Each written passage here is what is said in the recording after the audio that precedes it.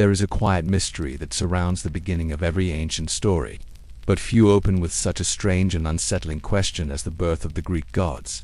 Before Zeus ruled the skies, before Athena defended cities, and long before Poseidon stirred the oceans, the world was nothing more than a breath of possibility. Ancient poets described this first moment as chaos, not a violent storm or a swirling vortex, but something far stranger.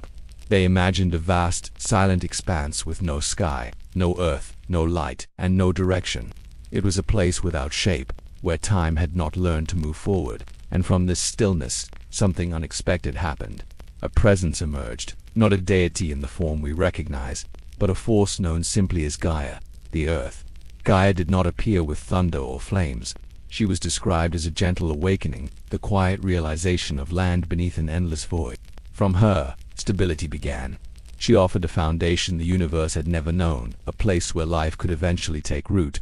Soon after, two more presences drifted out of the emptiness: Tartarus, the deep abyss beneath the world, and Eros, the mysterious force of attraction that would later inspire countless stories of desire, creation, and connection. Though poets debated what Eros truly represented, some saw him as a beautiful youth, others as an invisible spark, everyone agreed on one thing: without him nothing new could ever be born. As time began to stretch and reshape itself, Gaia longed to fill the stillness around her. She brought forth the mountains, the plains, and the rivers, but the universe remained empty of sound and movement. Wanting companionship and balance, Gaia produced the sky, a being named Uranus. He arched above her with star-filled magnificence, and together they formed the first cosmic union. Their bond, however, carried a shadow. From their union came the Titans, the Cyclopes, and the giant beings known as the Hecatoncures. But while Gaia welcomed each new creation, Uranus recoiled. He feared their power, worried that one day his children might surpass him. In a decision that would define the earliest divine conflict, he locked them deep within the earth, trapping them in darkness. The ancient Greeks saw this moment not merely as myth, but as a reflection of something deeply human: the fear of losing control. Many historians today draw parallels between this myth and early societal transitions, comparing it to generational power struggles found in real ancient cultures. Some even argue that the story mirrors older myths from the Near East, where sky gods often clashed with their offspring in battles for authority. While scholars debate these connections, the Greeks themselves believed they were witnessing the first spark of rebellion in a cosmos that had been silent for too long.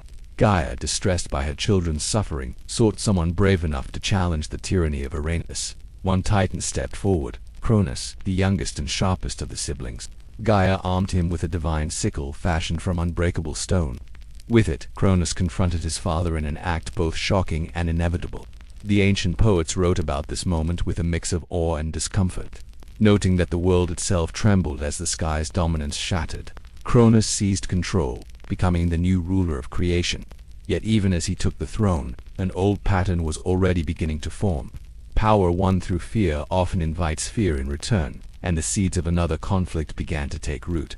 For now, though, the universe entered what the Greeks would later call the Golden Age. Mortals had not yet been created, and the Titans presided over a world of peace, order, and effortless abundance.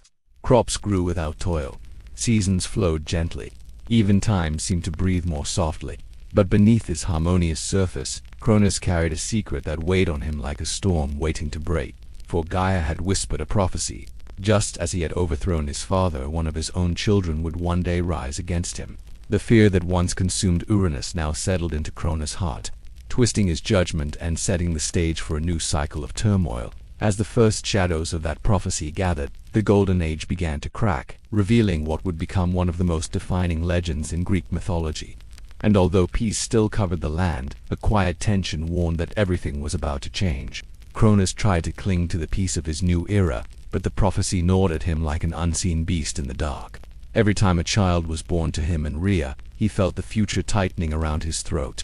And so, driven by fear far stronger than any love, he performed an act that echoed with dread across the cosmos. One by one, as each child drew their first breath, Cronus swallowed them whole. Hestia, Demeter, Hera, Hades, and Poseidon all vanished into the depths of his stomach, condemned to a stillness as suffocating as the darkness their father once endured. Ancient poets described their prison as a silent chamber where time itself refused to move, and although the children lived, they existed in a state of suspended despair. Rhea, heartbroken and helpless, watched her family unravel under Cronus' cruelty. She was a Titaness with deep ties to the earth, and her instincts to nurture were stronger than any fear. Yet she knew that challenging Cronus directly would lead to ruin. Seeking comfort, she traveled to Gaia, her mother, who listened with the patience of stone worn by centuries. Gaia offered a plan, one that would require both courage and deception. When Rhea's next child was due, she fled to the island of Crete, a place that would become sacred for generations to come. There, in a hidden cave surrounded by mountains and wild forests, she gave birth to Zeus. This moment was one of the most debated in ancient storytelling. Different regions in Greece insisted they knew the true birthplace of the sky's future ruler. Some said the infant Zeus was hidden in Mount Dicte, others swore it was Mount Ida. Even the caretakers of Zeus vary depending on the tale. Some legends say that nymphs raised him, others claim a goat named Amalthea nourished him with her milk. A few rare versions even mention a mysterious guardian named Melissa who fed him honey, giving him the strength of eternal sweetness. No matter which version one chooses, one detail remains consistent. The infant's cries were masked by the thunderous clashing of shields and spears by the Curetes, young warriors sworn to protect him. Back in the Titan King's Hall, Rhea enacted Gaia's plan. She wrapped a stone in swaddling cloth and presented it to Cronus as though it were her newborn son. Without hesitation, Cronus swallowed the bundle, too afraid to question, too consumed by the shadow of prophecy to sense deception. Satisfied that his rule remained secure, he continued his reign, unaware that the future he dreaded was growing stronger each day in the secrecy of Crete. As Zeus matured, nurtured by divine caretakers and shaped by the wildness of mountains, he developed a spirit unlike any of his siblings. He learned the ways of the land, the secrets of storms, and the courage of beings who knew struggle intimately. Some legends depict him as a spirited youth who played with sacred animals and danced along cliff edges. Others describe him as quiet, observant, and deeply aware of his destiny. Regardless of interpretation, one truth is shared. Zeus did not grow up in ease. He grew up in preparation. When the time came, Zeus returned to face the father who had erased his siblings from the world. But defeating Cronus was not a simple task. To challenge a Titan, Zeus needed wisdom, allies, and a strategy that would break the cycle of fear once and for all. In many stories, the goddess Metis, known for her unmatched cleverness, played a crucial role.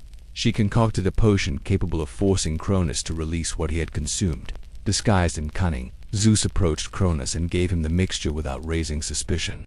Moments later, Cronus trembled, convulsed, and finally regurgitated his children in dramatic bursts, each emerging fully grown and ready to join the rebellion.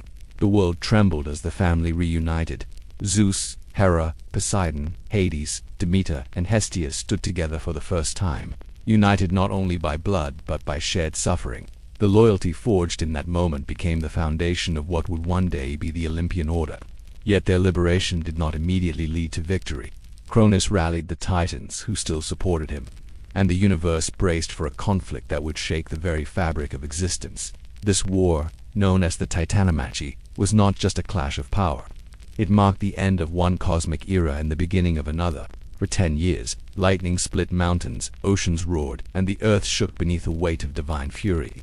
Not all Titans chose sides easily. Some remained neutral, while others, like Prometheus and Epimetheus, secretly guided Zeus' forces, drawn by a belief that the younger gods represented a new, more balanced future. Even among ancient storytellers, the moral lines were never entirely clear. Some described Cronus as a tyrant brought down by justice. Others painted him as a tragic figure haunted by destiny he could not escape. The battle's turning point came when Zeus freed the Cyclopes and Hecatontures from their ancient imprisonment. In gratitude, the Cyclopes forged powerful weapons for the young gods, lightning bolts for Zeus, a mighty trident for Poseidon, and a helm of invisibility for Hades. Armed with these gifts, the Olympians surged with renewed strength, and the tides of war shifted. As the final clash approached, the air itself grew heavy with anticipation. The old order had cracked. The new one waited breathlessly beneath the surface, ready to rise. The final stretch of the Titanomachy unfolded like a storm that refused to pass. Mountains cracked, the oceans churned with relentless fury, and even the stars seemed to shudder as the old and new orders collided. Zeus, fueled by the weapons gifted by the Cyclopes, unleashed bolts of lightning that tore through the sky with blinding brilliance. Poseidon shook the seas with the force of his trident, sending waves crashing against the shores of creation. Hades, with his helm of invisibility, moved silently across the battlefield like a shadow made of intent, striking from places no Titan could anticipate. The Hecatoncheires hurled massive boulders with their 100 arms, turning the tide into an unstoppable avalanche of power. The Titans fought fiercely. Atlas held the line with unmatched resolve, his strength so immense that even Zeus hesitated before approaching. Other Titans, like Hyperion and Zeus, summoned forces of celestial fire and deep knowledge, trying to reclaim control. Yet despite their raw might, something had shifted. This new generation of gods fought not only with strength but with a sense of destiny sharpened by years of suffering. They knew the world could not return to the rule of fear, and that awareness fueled their determination. When the last clash finally erupted on the shadowed slopes of Mount Othrys, the ground beneath them echoed with a thunder that felt like the heartbeat of the world preparing for renewal. The Olympians surged forward. One by one the Titans fell or fled, overwhelmed by the combined ferocity and unity of their opponents. In the end, Cronus himself confronted Zeus. Their battle was described by ancient storytellers as a meeting of storm and stone, the sky roaring against the earth in a struggle neither wished to prolong, but both were destined to fight. Zeus did not defeat his father with ease. He won because the world itself leaned toward change. With the war's end, Zeus cast the defeated Titans into the deep gloom of Tartarus. There the Hecatoncheires became their wardens, guarding them with tireless vigilance. Only a few Titans were spared, those who had chosen neutrality or aided the Olympians. Prometheus and Epimetheus were among them, their loyalty rewarded with freedom and trust. The universe, once again, exhaled. A new order had risen, and the reign of the Olympians began. To establish harmony, Zeus gathered his brothers. Together, they divided the cosmos in a way that reflected balance rather than dominance. Zeus claimed the sky, Poseidon took the seas, and Hades received the underworld, a realm not of evil but of responsibility and solitude. Many modern retellings paint Hades as a sinister ruler, yet ancient Greeks did not see him as malicious. He was steady, fair, and unwavering in duty, a guardian of boundaries rather than a tyrant of shadows. The division of power among the three brothers marked a turning point in mythological history and shaped the spiritual worldview of generations. With the cosmic order secured, the Olympians took their place atop Mount Olympus, a summit imagined as both a physical mountain and a celestial realm. The ancients believed that the clouds themselves opened like curtains to reveal its shining halls, where time moved gently and feasts lasted forever. Yet for all the glory surrounding Olympus, the new gods carried the echoes of their past. They had survived betrayal, war, and fear, and while they now stood as guardians of the world, none were free of flaws or desires. Zeus, in particular, struggled to balance his immense power with the responsibility of guiding creation. Stories describe him as noble, wise, and protective, yet also impulsive and often swayed by emotion. His thunderbolts were symbols of justice, but they also revealed moments of personal frustration. These contradictions made him both awe-inspiring and deeply human in the eyes of ancient worshippers. Across different regions of Greece, temples portrayed different sides of him, some as a serene fatherly figure, others as a mighty warrior whose storms warned mortals to respect divine boundaries. Hera, now queen of Olympus, entered her role with a quiet strength forged in suffering. Her marriage to Zeus, often portrayed in simplified or exaggerated ways today, was viewed by ancient Greeks as a bond representing cosmic order. Hera was not merely a wife. She was a force who upheld vows, structure, and moral balance. Worshippers saw her as a protector of marriage, childbirth, and dignity, yet her stories frequently reveal a fierce defender of loyalty, reacting strongly when Zeus's actions threatened the harmony she worked to preserve. In many regions, Hera was honored independently of Zeus, reflecting her ancient roots as a powerful goddess long before the Olympian order took shape. The early days of Olympus were filled with new challenges as the gods learned to rule over a world that was still young and uncertain. Mortals had yet to populate the earth in the way later myths describe. The gods observed the rivers, mountains, and winds, shaping them with curiosity and purpose. Each deity brought a different influence. Athena crafted strategies and ideas. Apollo cultivated harmony and prophecy. Demeter guided the hidden rhythms of nature, and Artemis patrolled the forests with quiet precision. But even as the new age settled, the past lingered like a whisper beneath the surface.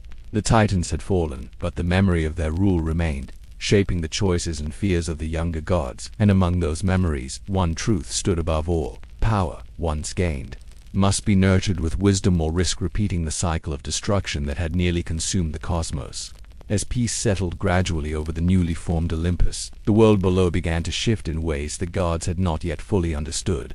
The Titans had once ruled with distant authority, rarely interacting with the land in personal ways. The Olympians, however, were different. They felt curiosity toward the earth, interest in its landscapes, and a growing fascination with the beings who would soon inhabit it. Zeus recognized that this new order required more than victory. It needed structure, guidance, and a sense of purpose. His rule began not with thunder, but with attention to the rhythms of the world he now governed. One of the first divine relationships shaped during this era was the delicate balance among Zeus, Poseidon, and Hades. Their pact to divide the cosmos had created stability, but it also formed subtle boundaries that each learned to respect. Poseidon, ruler of the seas, embraced his domain with powerful intensity. He could stir oceans into whirlpools, or calm them into shimmering glass with a single decision. Sailors prayed to him before voyages, knowing his mood could decide whether they reached port or vanished beneath the waves. Some ancient coastal towns believed that Poseidon walked among them in disguise, testing their respect and rewarding loyalty with gentle tides. Hades, meanwhile, ruled a realm misunderstood by many later storytellers.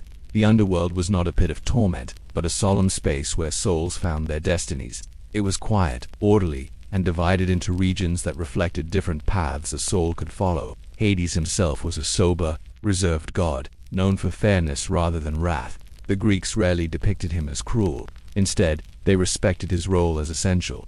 Life needed an end, and endings needed a guardian.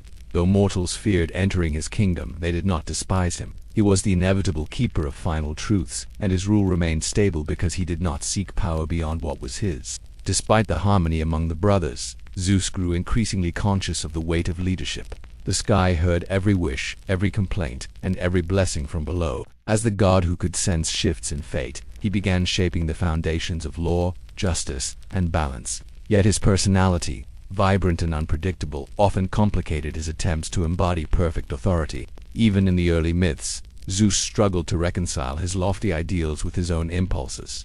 His decisions were powerful, but sometimes steeped in emotion or instinct rather than cool judgment. Hera, observing these tendencies, became both a counterpart and a stabilizing force. While many stories focus on the conflicts between Zeus and Hera, the ancient Greeks understood their relationship as symbolic of two opposing yet complementary forces. Zeus represented the wildness of storms and sudden decisions. Hera embodied endurance, structure, and a protective nature that extended not only to marriage but to the order of society itself. In some early regions, especially Argos and Samos, Hera was worshipped with a reverence that even overshadowed Zeus. Her temples were older, her rituals deeper, hinting that she may have originated as an independent earth or sky goddess long before the Olympians came to prominence. The contrast between Zeus and Hera formed the emotional backbone of many stories that mortals later told. Around firelit gatherings, their union was not simple or peaceful. It was dynamic, reflecting the tension between freedom and responsibility. When Zeus acted impulsively, Hera often worked to correct or counterbalance his choices, especially when those choices involved mortals or demigods born of his wandering affections. Her reactions, often portrayed as jealousy in modern retellings, were in the ancient world seen as actions of a goddess defending cosmic harmony. As Olympus took shape, other deities rose to prominence. Athena, born from Zeus in one of the strangest myths ever recorded, emerged as a beacon of intelligence and strategy. According to tradition, Zeus feared another prophecy, that a child born to the goddess Metis would surpass its parents.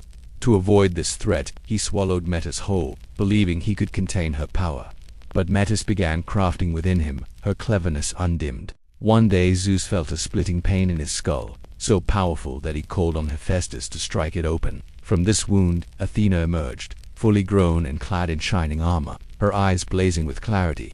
Athena quickly became one of the most beloved gods in the Greek world. She represented reason, warfare guided by logic, and the crafts that sustained cities. Many ancient scholars believed that Athena was a transformed version of an older pre-Hellenic goddess of wisdom, absorbed into the Olympian structure as Greek civilization evolved. Her connection to Athens, the city named in her honor, became a symbol of the intellectual and cultural achievements of the classical world.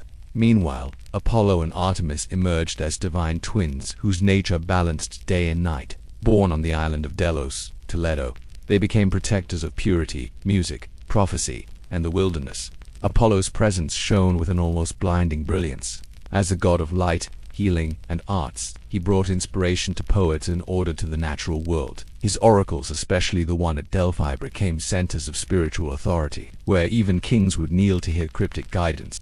Artemis, on the other hand, embodied the freedom of forests and the untamed spirit of wild creatures.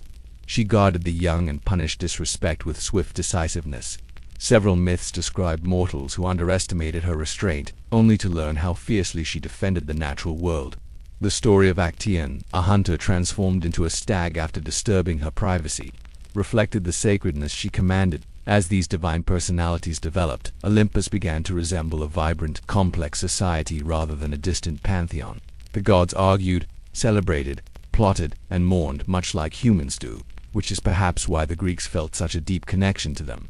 Their flaws made them relatable, their power made them more inspiring, and as mortals began to appear in the world below, the stories that intertwined gods and humans became the heart of Greek mythology, setting the stage for adventures, tragedies, and revelations that still echo through time. As the Olympian family grew, their influence spread into every corner of the world, shaping landscapes, destinies, and the hearts of the mortals who walked the earth. Each deity carried within them a unique resonance, a presence that could sway the balance of nature or alter the course of a single human life. Among these gods, few were as complex and deeply misunderstood as Aphrodite. Her origin was shrouded in mystery, and depending on the tradition, she was either born from the sea foam that rose when the remnants of Uranus touched the waters, or she emerged as the daughter of Zeus and Dione. These dual lineages reflected two entirely different aspects of her nature: the timeless, cosmic force of desire and the more personal, relational goddess worshipped in temples across the Greek world. Aphrodite held sway over beauty, love, and longing, but her influence extended far beyond romance.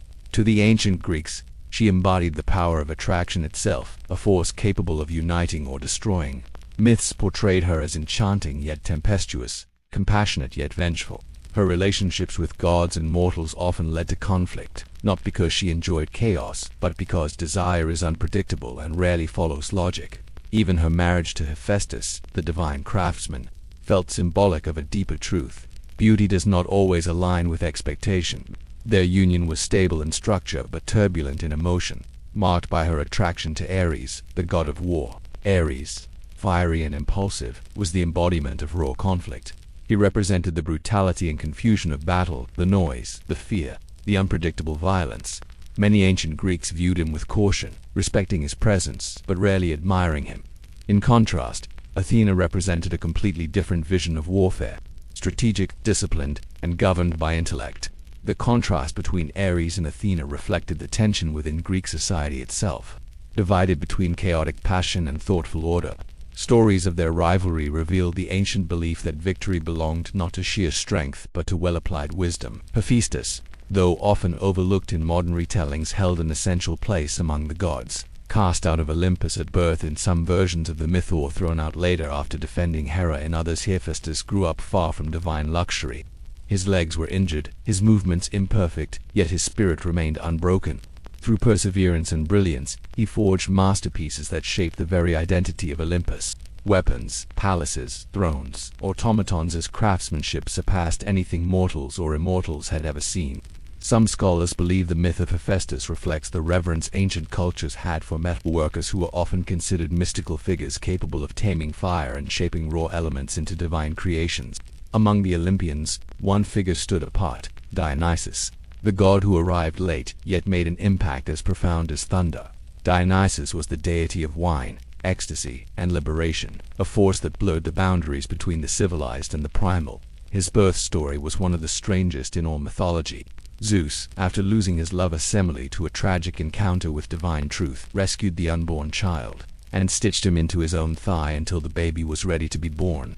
This unusual beginning set the tone for Dionysus, life a blend of sorrow, joy, madness, and revelation. Dionysus traveled widely, spreading his rituals across regions and challenging the rigid structures that held society in place. His worshippers believed he offered liberation from suffering, release from burdens, and a taste of divine freedom. Yet his presence could also be dangerous.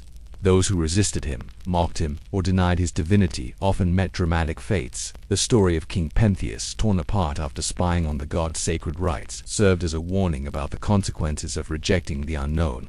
Many historians interpret Dionysus as a reflection of ancient rituals tied to seasonal cycles, harvests, and communal celebration. Others see him as emerging of Greek traditions with influences from the Near East, hinting at how cultures interwove to create new spiritual identities. Another goddess whose story carried deep emotional weight was Demeter, the guardian of the earth's fertility. Her myth centered on the bond with her daughter Persephone, a connection so potent that it reshaped the rhythm of the seasons. When Hades, captivated by Persephone's beauty, carried her to the underworld, Demeter was consumed by grief. Her sorrow dried rivers, withered crops, and plunged the world into a barren chill. The ancient Greeks interpreted the landscape itself as participating in Demeter's mourning. Eventually Zeus intervened, but the negotiation was imperfect. Persephone would spend part of the year with her mother, bringing spring and summer, and part with Hades, ushering autumn and winter. This cycle became one of the most poetic and emotionally resonant narratives of Greek mythology. The mysteries of Eleusis grew around this story, drawing thousands seeking spiritual insight and comfort. These rites, kept secret for centuries, promised hope in the face of death and a deeper understanding of life's cycles. Scholars today still debate the ritual's details, as initiates were sworn to silence. Some believe the ceremonies involved symbolic reenactments of Persephone's return. Others think psychoactive substances played a role, guiding participants toward profound inner visions. Whatever the truth, the mysteries reflect the spiritual depth of Demeter Resmith and her influence over both nature and human emotion. As the stories of these gods evolved, they revealed a tapestry of relationships, conflicts, and revelations that mirrored human experience. The Olympians were not distant, flawless entities. They were reflections of the world's beauty and its flaws. Their stories served as lessons, warnings, hopes, and explanations for the mysteries of existence. And as mortals looked to the sky or gathered around temple fires, they found comfort in imagining the gods not as unreachable rulers, but as beings who understood the chaos, longing, and wonder that shaped human life. As the Olympian world matured, the boundaries between divine and mortal life grew more intricate. The gods often watched humanity with fascination, curiosity, and, at times, concern. Mortals were fragile, brief sparks of existence compared to the glowing permanence of Olympus. Yet they carried something the gods valued: passion, unpredictability, and a hunger to understand forces far beyond their grasp. These qualities led to the rise of heroes, individuals whose lives wove together the destinies of gods and humans in ways that shaped entire eras. One of the most widely celebrated heroes was Heracles, whose strength and endurance became legendary, but his story was intertwined with divine conflict from the very beginning. Born from Zeus and the mortal woman Alcmene, Heracles represented the merging of worlds. Hera, furious at Zeus's betrayal, directed her anger toward the child rather than her husband. In many myths, she sent serpents to his cradle, only to watch the infant Heracles strangle them with ease. The trials that followed his 12 labors became symbols of human resilience, shaped by divine interference. Some scholars believe these labors represented ancient rituals or challenges faced by warriors and kings. Others think they symbolized the hero's journey through madness, redemption, and transformation. Perseus, another child touched by divine fate, embarked on his journey with a combination of bravery and divine support. His mission to slay Medusa, the only mortal Gorgon, required more than courage. It required tools forged by gods. Athena and Hermes provided him with guidance, weapons, and protection, revealing how deeply the Olympians inserted themselves into the destinies of mortals they favored. Medusa's myth itself carried layers of complexity. Some ancient accounts portrayed her as a monster from birth, while later interpretations described her as a once beautiful maiden wronged by divine cruelty. The fact that Perseus' victory became a symbol of triumph over darkness reflected the shifting nature of storytelling, where older myths evolved to match the values of different eras. Then there was Theseus, the hero of Athens, whose fame came not only from defeating the Minotaur but from reshaping the identity of an entire city. Born of a complicated lineage involving both a mortal king and Poseidon, Theseus embodied the idea that heroes belonged to two worlds at once. His journey into the labyrinth of Crete required not only strength but cunning. Ariadne's thread, a simple object charged with cleverness, became one of the most enduring symbols of guidance, showing that even in darkness, a steady path could lead to salvation. Historians have long debated whether the Minotaur myth reflected older cultural tensions between Athens and Crete, or whether it symbolized the triumph of rational civilization over ancient, chaotic forces. Achilles, however, carried a different kind of weight. His story was woven with the inevitability of fate, a theme that resonated deeply with ancient Greek audiences. Born to the sea nymph Thetis and the mortal Peleus, Achilles was destined for greatness but not for longevity. His near invulnerability, gifted when Thetis dipped him in the river Styx, became a metaphor for human limitation. No matter how powerful one becomes, there will always be one vulnerable point in Achilles' heel that defines the fragility of life. The stories surrounding Achilles reveal a young warrior driven by pride, sorrow, and the search for meaning in a world where fate could not be altered. His conflict with Agamemnon, his grief over Patroclus, and his eventual downfall all illustrate the emotional complexity that defined Greek mythology. Even heroes less frequently discussed carried powerful tales. Bellerophon, for example, rose to fame through his bond with Pegasus and his victory over the monstrous Chimera. But his story ended in tragedy when pride led him to attempt flight to Olympus itself. The gods, offended by his hubris, cast him down, turning a celebrated warrior into a symbol of the dangers of ambition untempered by humility. Likewise, Orpheus, revered for his divine music, journeyed into the underworld to retrieve his beloved Eurydice. His failure to trust the command given to him, "Do not look back," reflected the human struggle between faith and fear. These stories highlighted the delicate balance between divine favor and personal choice. The relationships between heroes and gods often revealed the hidden personalities of the Olympians. Zeus acted as protector to some, yet distanced himself from others. Hera punished those who reminded her of betrayal but also rewarded loyalty and devotion. Athena guided heroes with calm precision, never acting out of impulse but always out of calculated wisdom. Poseidon's involvement with heroes was unpredictable. He could be generous or fiercely vengeful, depending on how mortals honored him. The gods were not moral examples, they were forces, capable of nurturing or destroying based on complex emotions and ancient rules. One of the most intriguing aspects of these myths is how they reflect the concerns of the societies that told them. War, famine, leadership, justice, betrayal. Each theme carried echoes of real historical struggles faced by ancient Greek communities. The myths were not merely stories but lenses through which people understood their world. Even the concept of divine punishment was not viewed as cruelty but as the natural consequence of disrupting cosmic harmony. Hubris, the excessive pride that led mortals to challenge gods, was considered the greatest danger of all. It served as a reminder that balance was sacred and that even the mighty could fall if they forgot their place in the universe.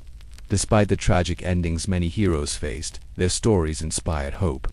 Their courage showed that humans, though fragile, could achieve greatness through perseverance, intelligence, and resilience.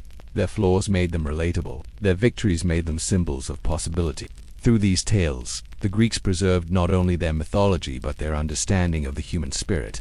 As the age of heroes unfolded, the world grew more complex. Mortals built cities, temples, and traditions that began shaping their own destinies. The gods watched as humanity evolved, sometimes stepping in, sometimes stepping aside. And even though the line between divine and mortal remained firm, the stories that connected them became the foundation of an entire culture, a culture that still whispers through the centuries, inviting listeners to explore the echoes of a world shaped by God's heroes and the delicate threads of fate. As mortal societies expanded and the Olympian gods established their influence, a quieter tension began to stir beneath the surface of myth. Though the gods ruled from Olympus, their power did not exist in a vacuum. Ancient Greece was not a single unified kingdom but a landscape of independent city-states, each with its own customs, politics, and spiritual priorities. As a result, the gods themselves took on different personalities depending on where they were worshipped. This fluidity made them feel both universal and personal, shaping their legends into living reflections of the people who honored them. In Sparta, for example, Artemis was not the gentle protector of animals commonly known in Athenian myths. Instead, she appeared as a fierce guardian of discipline and warrior training. Her rituals involved rites of endurance, reflecting the harsh values of Spartan society. In contrast, Athens saw her as a nurturing guide to young women, a protector of innocence who embodied the balance between nature and civility. These contrasting interpretations show how one goddess could encompass multifaceted roles, adapting to the needs of each community. Apollo, too, carried dual identities depending on the region. In Delphi, he was the god of prophecy, speaking through the enigmatic words of the Pythia whose trance-like utterances shaped political decisions across the Mediterranean. Yet in other places, Apollo was seen primarily as a healer, invoked during plagues or crises of health. His epithets Phoebus, Loxias, Pionich revealed a different aspect of his being. Scholars today believe this multiplicity stemmed from the merging of older regional deities as Greek culture evolved. A blending of traditions that created a complex, layered god rather than a single fixed figure. Meanwhile, the cult of Artemis and Apollo's mother, Leto, remained deeply important on islands like Delos. Here, rituals celebrated birth, renewal, and family lineage. The Greeks believed the floating island had anchored itself for her labor, an act of compassion from Gaia. This myth emphasized the idea that even the earth recognized divine suffering, illustrating a universe that responded emotionally to the experiences of gods and mortals alike. Athena, despite her widespread admiration, also carried regional variations. In Athens, she represented wisdom, strategy, and civic order, a goddess whose presence guided the city toward intellectual and artistic flourishing. But in other regions, she appeared as a warrior deity with far more ferocity, reflecting local histories of conflict. Her temple in Sparta honored her as a goddess of martial skill, reinforcing her ability to shift from scholar to warrior as needed. This adaptability made Athens claim her not only as patron but as a symbol of its identity and embodiment of reason tempered by resilience. Zeus himself appeared in countless forms. At Dodona, worshippers believed he spoke through the rustling leaves of a sacred oak, offering guidance in the simplest of natural signs.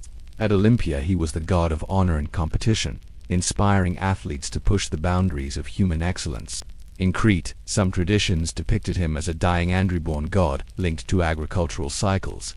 Though this version never became mainstream, it suggests an ancient and possibly pre-Olympian layer to his identity. Even the epithets of Zeus, rainbringer, cloud-gatherer, friend to strangers, captured the many ways people interpreted his presence. Hera, too, held strong independent worship across different regions. In Argos, she was honored as the supreme goddess, more powerful and ancient than Zeus in some traditions. Her temple there, the Heraion, was one of the oldest and most revered sanctuaries in the Greek world. These regional interpretations reveal that Hera was not merely a reactive figure concerned with Zeus's wandering affections. She represented sovereignty, motherhood, and the sacred nature of family structures. The modern tendency to reduce her to jealousy obscures the depth of her ancient role. Poseidon's personality also shifted depending on where he was revered. In landlocked areas, he carried less influence, but in coastal cities and island communities, he was both feared and deeply respected. Mariners offered sacrifices before voyages, hoping he would calm the seas. Earthquakes, believed to be caused by his trident striking the ground, reminded mortals of his power even far from the shore. In some parts of Greece, Poseidon was worshipped as the creator of horses, a surprising detail that connected him to land rather than sea. This association may have originated from older Indo-European myths about sky or storm gods linked to steeds. Hades, though rarely worshipped directly, held a subtle but significant presence in myths and rituals. The Greeks avoided calling him by name out of respect, using titles like the Unseen One. While no grand temples were dedicated to him, sanctuaries and caves were believed to be entrances to his realm. His absence from everyday worship reflected not disdain, but reverence for boundaries that mortals felt should not be crossed lightly. Death was inevitable, and Hades was the dignified keeper of that truth. Demeter and Persephone, on the other hand, inspired some of the most emotionally charged rituals in Greek religion. Their influence extended across the countryside, where farmers depended on the success of crops and the turning of seasons. The Eleusinian mysteries, held in honor of their bond, created a spiritual connection that transcended social class. Rich or poor, citizen or foreigner, anyone initiated into the mysteries was said to gain a deeper understanding of life and death. Though the details remain obscured by secrecy, ancient writers describe the experience as transformative, offering a vision of hope beyond earthly struggles. Dionysus, with his unpredictable nature, became a symbol of liberation from societal constraints. His followers believed he offered temporary freedom from the burdens of identity and responsibility. Through wine, music, and ecstatic ritual, worshippers sought to dissolve the boundaries between self and divine. But this freedom carried risks. Cities that resisted Dionysus often faced myths of devastating consequences, symbolizing the dangers of suppressing emotional or spiritual expression. Some historians view Dionysus as representing the psychological need for release, a counterbalance to the rational influence of gods like Apollo. As each region shaped its own connection with the gods, the myths continued to evolve. They were never static. They grew and shifted with the people who told them. The Olympians became mirrors of humanity's diversity, reflecting the hopes, fears, and values of countless communities.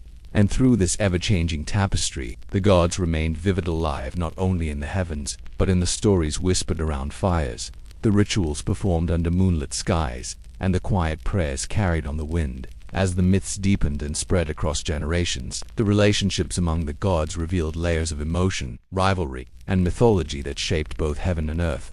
Among these tales, few relationships were more complex or more symbolic than the one between Apollo and Artemis. Although twins, they embodied nearly opposing forces: light and shadow, civilization and wilderness, prophecy and instinct. Their dynamic illustrated the delicate balance the Greeks believed governed the natural world. Apollo, radiant and composed, represented order and clarity. Artemis, fierce and free, embodied the wild mysteries of the untouched earth. Their birth on the island of Delos was seen as a sacred moment when divine resilience conquered hardship. Leto, fleeing Hera's relentless persecution, found refuge only when Delos agreed to anchor itself long enough for her to give birth. The island, once described as a wandering piece of land, became a holy site where pilgrims traveled for centuries. The myth symbolized the idea that even in chaos, stability could emerge through perseverance. Many ancient festivals honored this moment, celebrating the arrival of two deities whose influence stretched from mountaintops to city temples. Apollo's life was filled with dualities. He could heal with his touch or spread plagues with a single arrow. He inspired poets and guided kings, yet punished arrogance with unforgiving precision. His oracle at Delphi became the spiritual center of the Greek world, drawing visitors from far-off lands. The Pythia's cryptic messages shaped wars, political shifts, and the foundations of entire cities. Scholars today believe the rituals at Delphi mixed spiritual practice with natural geological phenomena. The intoxicating fumes from fissures beneath the temple may have contributed to the trance-like states described by ancient writers. Whether divine or natural, the oracle's influence was undeniable. Artemis, on the other hand, lived at the edges of civilization. She valued independence and protected the vulnerable women in childbirth, young animals and children crossing into adulthood. Yet her protection carried strict boundaries. Those who violated her rules faced consequences as severe as any decree from Zeus. Actaeon, who stumbled upon her bathing, was transformed into a stag and devoured by his own hunting dogs. The story was not meant as cruelty but as a warning. The sacredness of privacy and purity must be respected. Artemis myths often reflected ancient societal values around modesty, wilderness, and the delicate balance between nature and human intrusion. Hephaestus also played a significant but often understated role in the divine ecosystem. While many gods embodied lofty ideals, Hephaestus represented dedication through craft.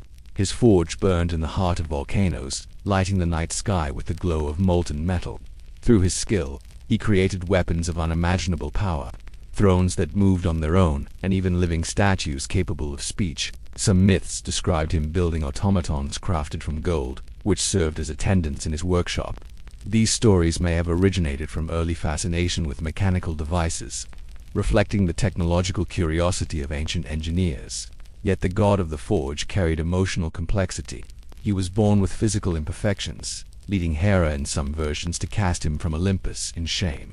In others he was thrown because he supported Hera against Zeus. Despite these painful origins, Hephaestus returned to Olympus with dignity, using his brilliance to secure respect. His marriage to Aphrodite, though troubled, represented the union of artifice and beauty to forces that shaped the Greek worldview. Aphrodite herself remained one of the most unpredictable figures on Olympus. While associated with love and allure, she wielded influence that could ignite wars or inspire peace. Her involvement in the judgment of Paris, where she promised the Trojan prince, the most beautiful woman in the world, set the stage for the Trojan War. But the conflict was not portrayed simply as a fault. It reflected the complexities of desire, honor, and fate. To the Greeks, love could be both a blessing and a catalyst for turmoil, and Aphrodite embodied that duality with striking clarity. Ares, her frequent companion, brought his own complications. Though feared as the embodiment of war's brutality, he was also a figure of passion and competitive instinct. The Greeks held an ambivalent view of him. Some regions worshipped him fervently, while others emphasized the superiority of Athena's strategic approach to conflict. Their differing perspectives reflect a philosophical divide within ancient Greek culture: should challenges be met with force or with calculated thought?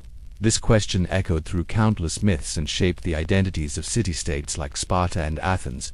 Even Hermes, known for his speed, wit, and boundless cleverness, played a crucial role in holding the pantheon together.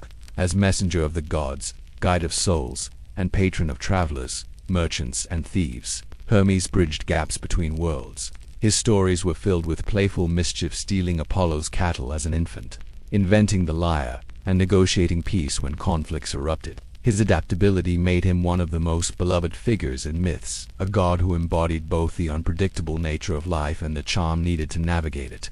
Each deity's story added threads to the intricate tapestry of Greek mythology. These tales were more than entertainment. They were mirrors, reflecting how the Greeks understood morality, emotion, and the forces that shaped existence. The gods were flawed yet powerful, distant yet intimately connected to human life.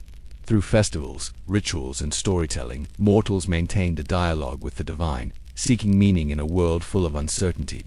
Despite the gods' immense power, the myths often suggested that they, too, were bound by fate, by ancient laws older than Zeus himself. This belief revealed a profound idea at the heart of Greek thought. Even gods must respect the order of the universe. They were not omnipotent rulers but part of a larger cosmic structure that guided all things. As this understanding took shape, stories continued to intertwine the worlds of gods and mortals, laying the foundation for legends that would endure long after temples crumbled and empires fell. These myths formed a spiritual language, one that whispered across centuries, offering comfort, guidance, and profound wonder to those who listened. As the Olympians shaped the heavens and watched over the mortal world, the underworld, quiet, distant, and wrapped in solemn mystery, became a realm that held even deeper significance. Hades, often overshadowed by his more dramatic brothers, ruled this domain with a calm discipline that made him one of the most misunderstood figures in mythology. Unlike the violent rulers of other ancient underworlds, Hades was not a tyrant. He was a steward, a guardian of boundaries that even gods respected. Mortals feared his realm because it represented the unavoidable truth of existence. Yet they also found comfort in knowing it was governed by order rather than chaos. The story that most clearly revealed the depth of Hades' character was the myth of Persephone. Her abduction, or descent, depending on the version told, was one of the most emotionally charged tales in Greek mythology. Some traditions emphasized Hades' quiet longing, describing him as a lonely ruler who sought companionship in a realm devoid of joy. Others framed the moment as a breach of trust, a sudden act that shattered Demeter's world. Yet every version led to the same truth. Persephone's journey bridged the distance between life and death, creating a cycle that defined the seasons themselves. Demeter's anguish at her daughter's disappearance was so profound that it transformed the world.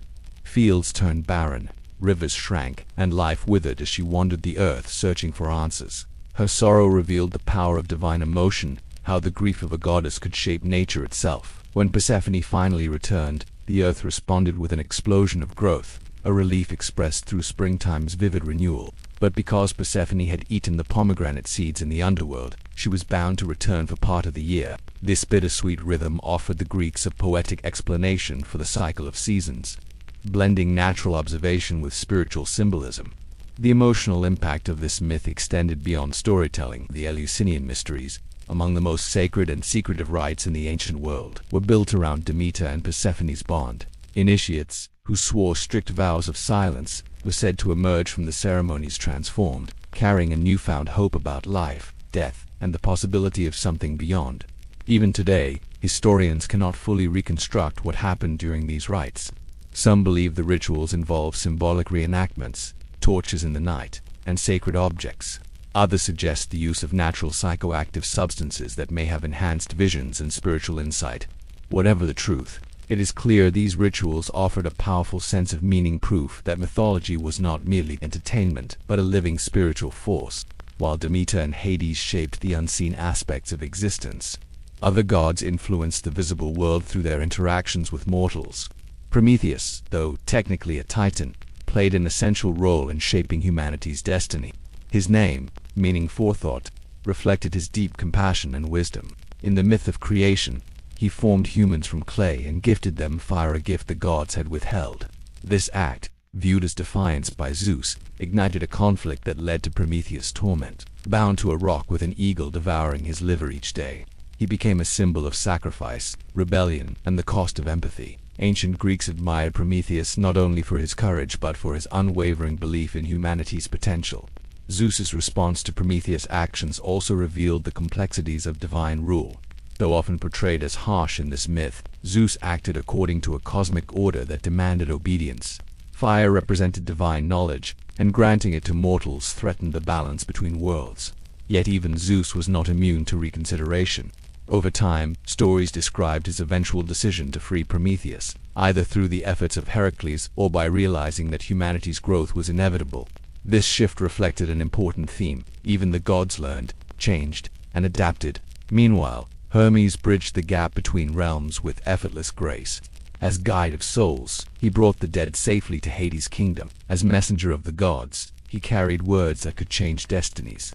His presence appeared in countless myths where movement, transition, or cunning played a role. Hermes was the divine embodiment of adaptability, an essential trait in the rapidly evolving world of ancient Greece. Even within Olympus, relationships among the gods were constantly shifting. Some alliances strengthened over centuries of worship, others simmered with quiet tension. Hera continued to represent the principles of marriage and sovereignty. Yet her anger in myths often revealed deeper themes of loyalty, betrayal, and emotional consequence. Poseidon's unpredictable moods reflected the sea's dual nature, capable of nurturing life or swallowing entire fleets. Athena's presence brought reason to even the most turbulent conflicts, her guidance shaping heroes and cities alike. As stories traveled from region to region, variations emerged that highlighted the diversity of belief across the ancient world. In some areas, Demeter was the central goddess, her agricultural gifts seen as the foundation of civilization. In others, Dionysus held sway, his ecstatic rites offering emotional release and communal unity. And in yet others, local deities merged with Olympian ones, weaving together traditions that spanned centuries. This ever-changing landscape of belief showed that mythology was not static. It adapted, expanded, and reframed itself as the world changed. These fluid narratives ensured the gods remained relevant, their stories echoing through time like ancient melodies carried on the wind.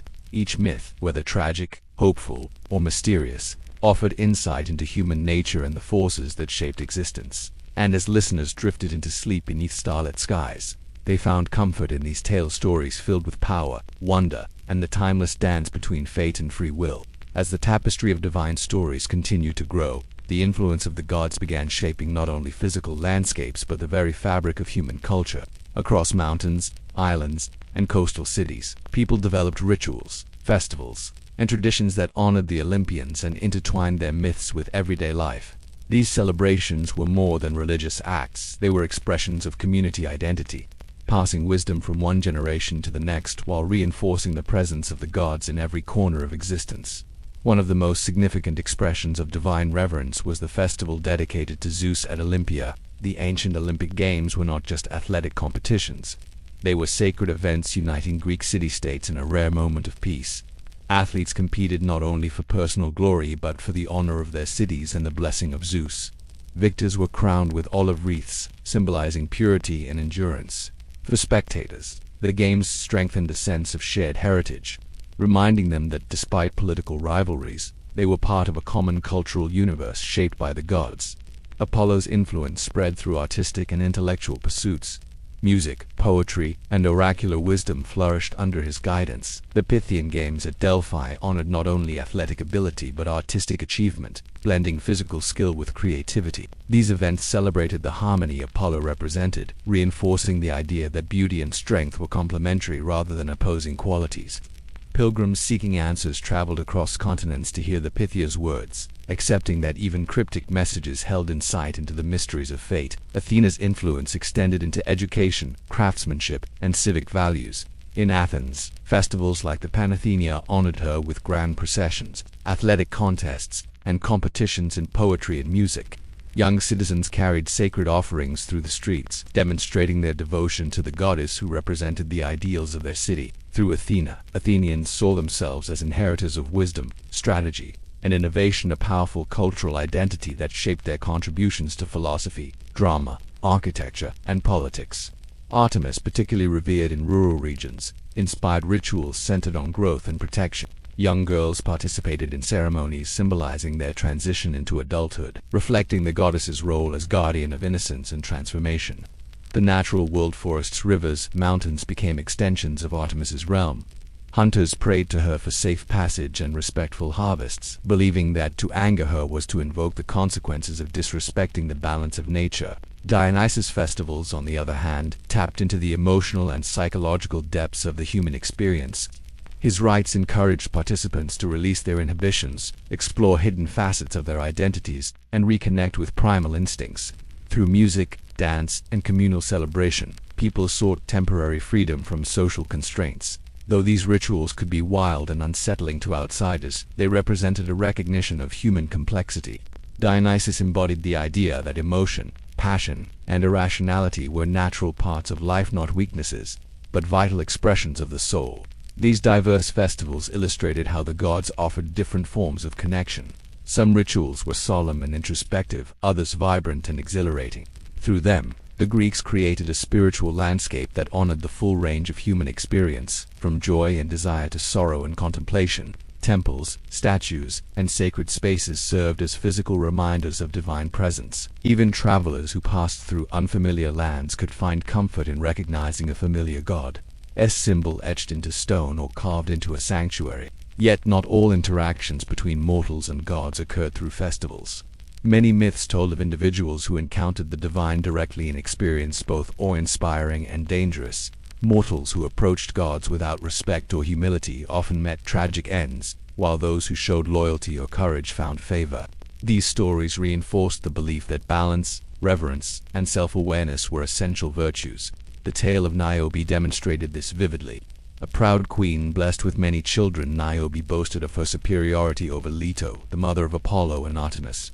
Her arrogance invited catastrophe. The divine twins struck down her children, leaving Niobe frozen in grief, literally in some versions. She became a stone, eternally weeping, a monument to the danger of challenging divine order. Though tragic, the myth reminded listeners of the consequences of hubris, reinforcing the cultural value of humility before forces greater than oneself. In contrast, the myth of Baucis and Philemon reflected the rewards of kindness and hospitality. The elderly couple welcomed Zeus and Hermes without knowing their true identities, offering what little they had with genuine warmth. In gratitude, the gods transformed their humble home into a grand temple and granted the couple's wish to remain together forever. Their hospitality became a moral example, showing that the divine could appear in unexpected forms and that generosity held lasting power. As these stories circulated, the Greeks began to understand the gods not only as rulers but as reflections of universal truths. Struggles between deities could mirror social conflicts. Relationships among gods could represent emotional dynamics familiar to mortals. Love, jealousy, ambition, grief, triumph — these experiences were woven into divine narratives, allowing listeners to explore the complexities of life through myth. Despite the vast difference in power, the gods and mortals shared a common thread. Both were subject to fate. Even Zeus, the most powerful of the Olympians, could not overturn the decrees of the Moirai, the fates who measured the thread of every life. This idea shaped the Greek worldview profoundly. Fate was not punishment or reward, it was part of the cosmic structure, older than the gods themselves. Mortals found comfort in accepting that some events stood beyond their control, while the gods' struggles against fate reminded listeners that destiny touched every being, divine or human, through rituals, stories, and shared beliefs. The Greeks built a world where the divine and mortal existed in constant dialogue. Every mountain, star, and river seemed to whisper echoes of these ancient tales, reminding people that they lived not in isolation but within a universe shaped by wonder, fear, curiosity, and imagination. As Greek civilization grew more interconnected through trade, travel, and political alliances, the myths surrounding the gods continued to expand, taking on new shapes as they crossed boundaries of geography and culture. The stories adapted to the needs of the people telling them, creating a living body of mythology that evolved with every retelling.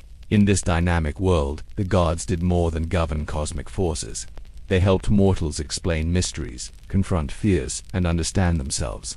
One of the most intriguing reflections of this evolving mythology appeared in the stories of metamorphosis, transformations where humans or gods changed form to escape danger, express emotion, or teach a lesson. These stories revealed the ancient Greek belief that the natural world was not separate from the divine but infused with divine presence. Trees, rivers, mountains, and constellations all carried memories of past events, each serving as a reminder that the world itself was a witness to the stories of gods and mortals. Among these tales, the myth of Daphne and Apollo stood out as one of the most haunting. Daphne, a nymph devoted to Artemis, cherished her independence and shunned romantic pursuits. When Apollo, struck by desire due to Eros' mischievous arrow, pursued her relentlessly, Daphne fled in desperation.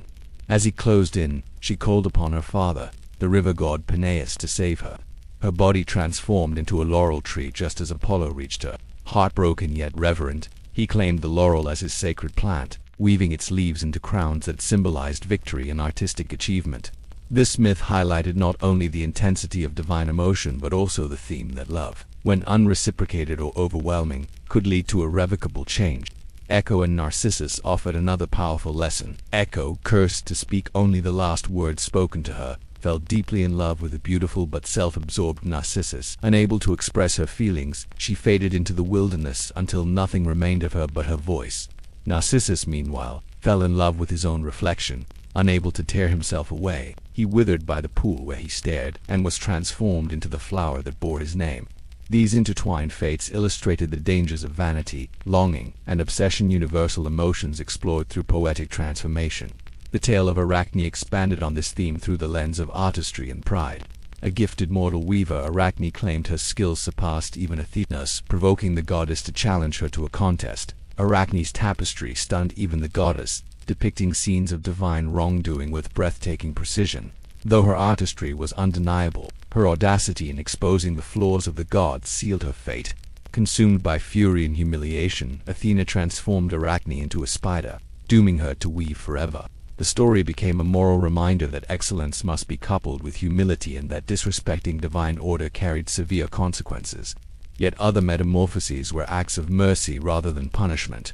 The story of Philemon and Baucis, transformed into intertwined trees at the moment of death, offered a gentle and hopeful vision of divine compassion. Likewise, the tale of Clytie, turned into a sunflower after pining for the sun god Helios, captured the bittersweet nature of love that endures even when unreturned.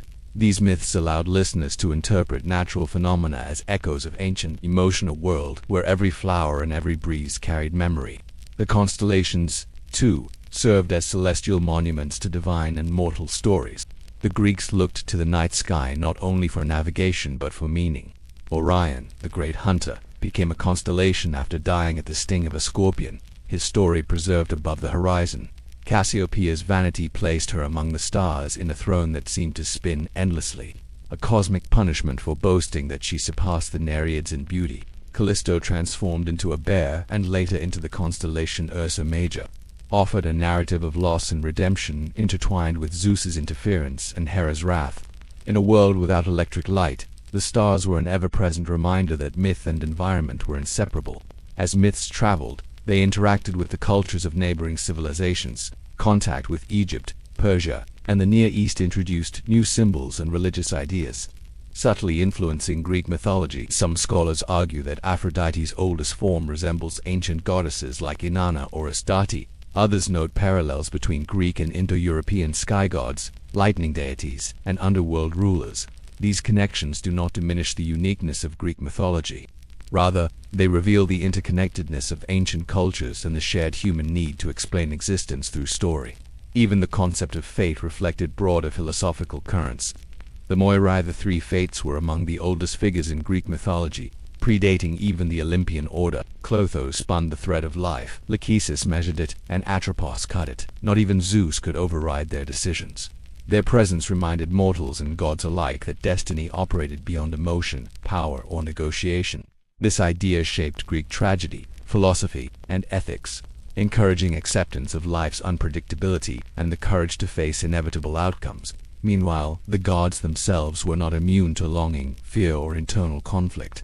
Their stories revealed vulnerabilities that made them strangely relatable.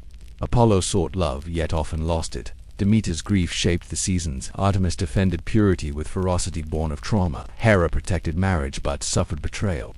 Even Zeus battled his own impulses, striving to impose order while wrestling with desires that threatened it. Through these complex portrayals, the Greeks explored the idea that power did not eliminate emotion or consequence. The gods were mirrors reflecting magnified versions of human nature.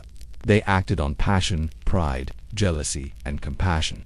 Their stories, though cosmic, carried messages grounded in daily life. Honor your commitments, respect the natural world, value wisdom, avoid arrogance, seek balance, accept fate with dignity. The more these myths expanded, the more they shaped Greek identity.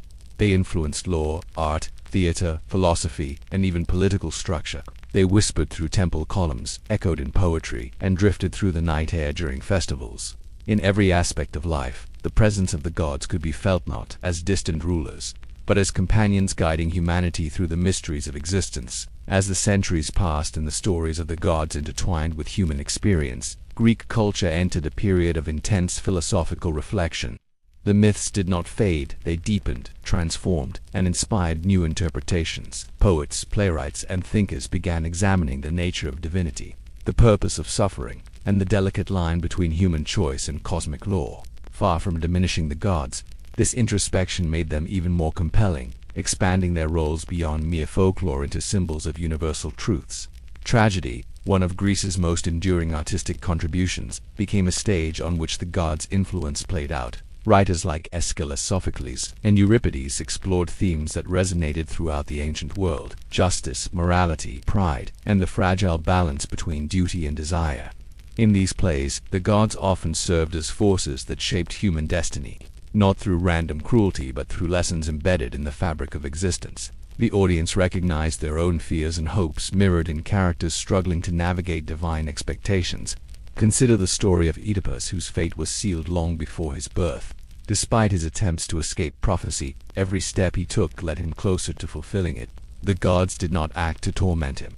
Instead, his tragedy reflected a philosophical idea deeply rooted in Greek thought that knowledge, no matter how painful, was essential for understanding oneself.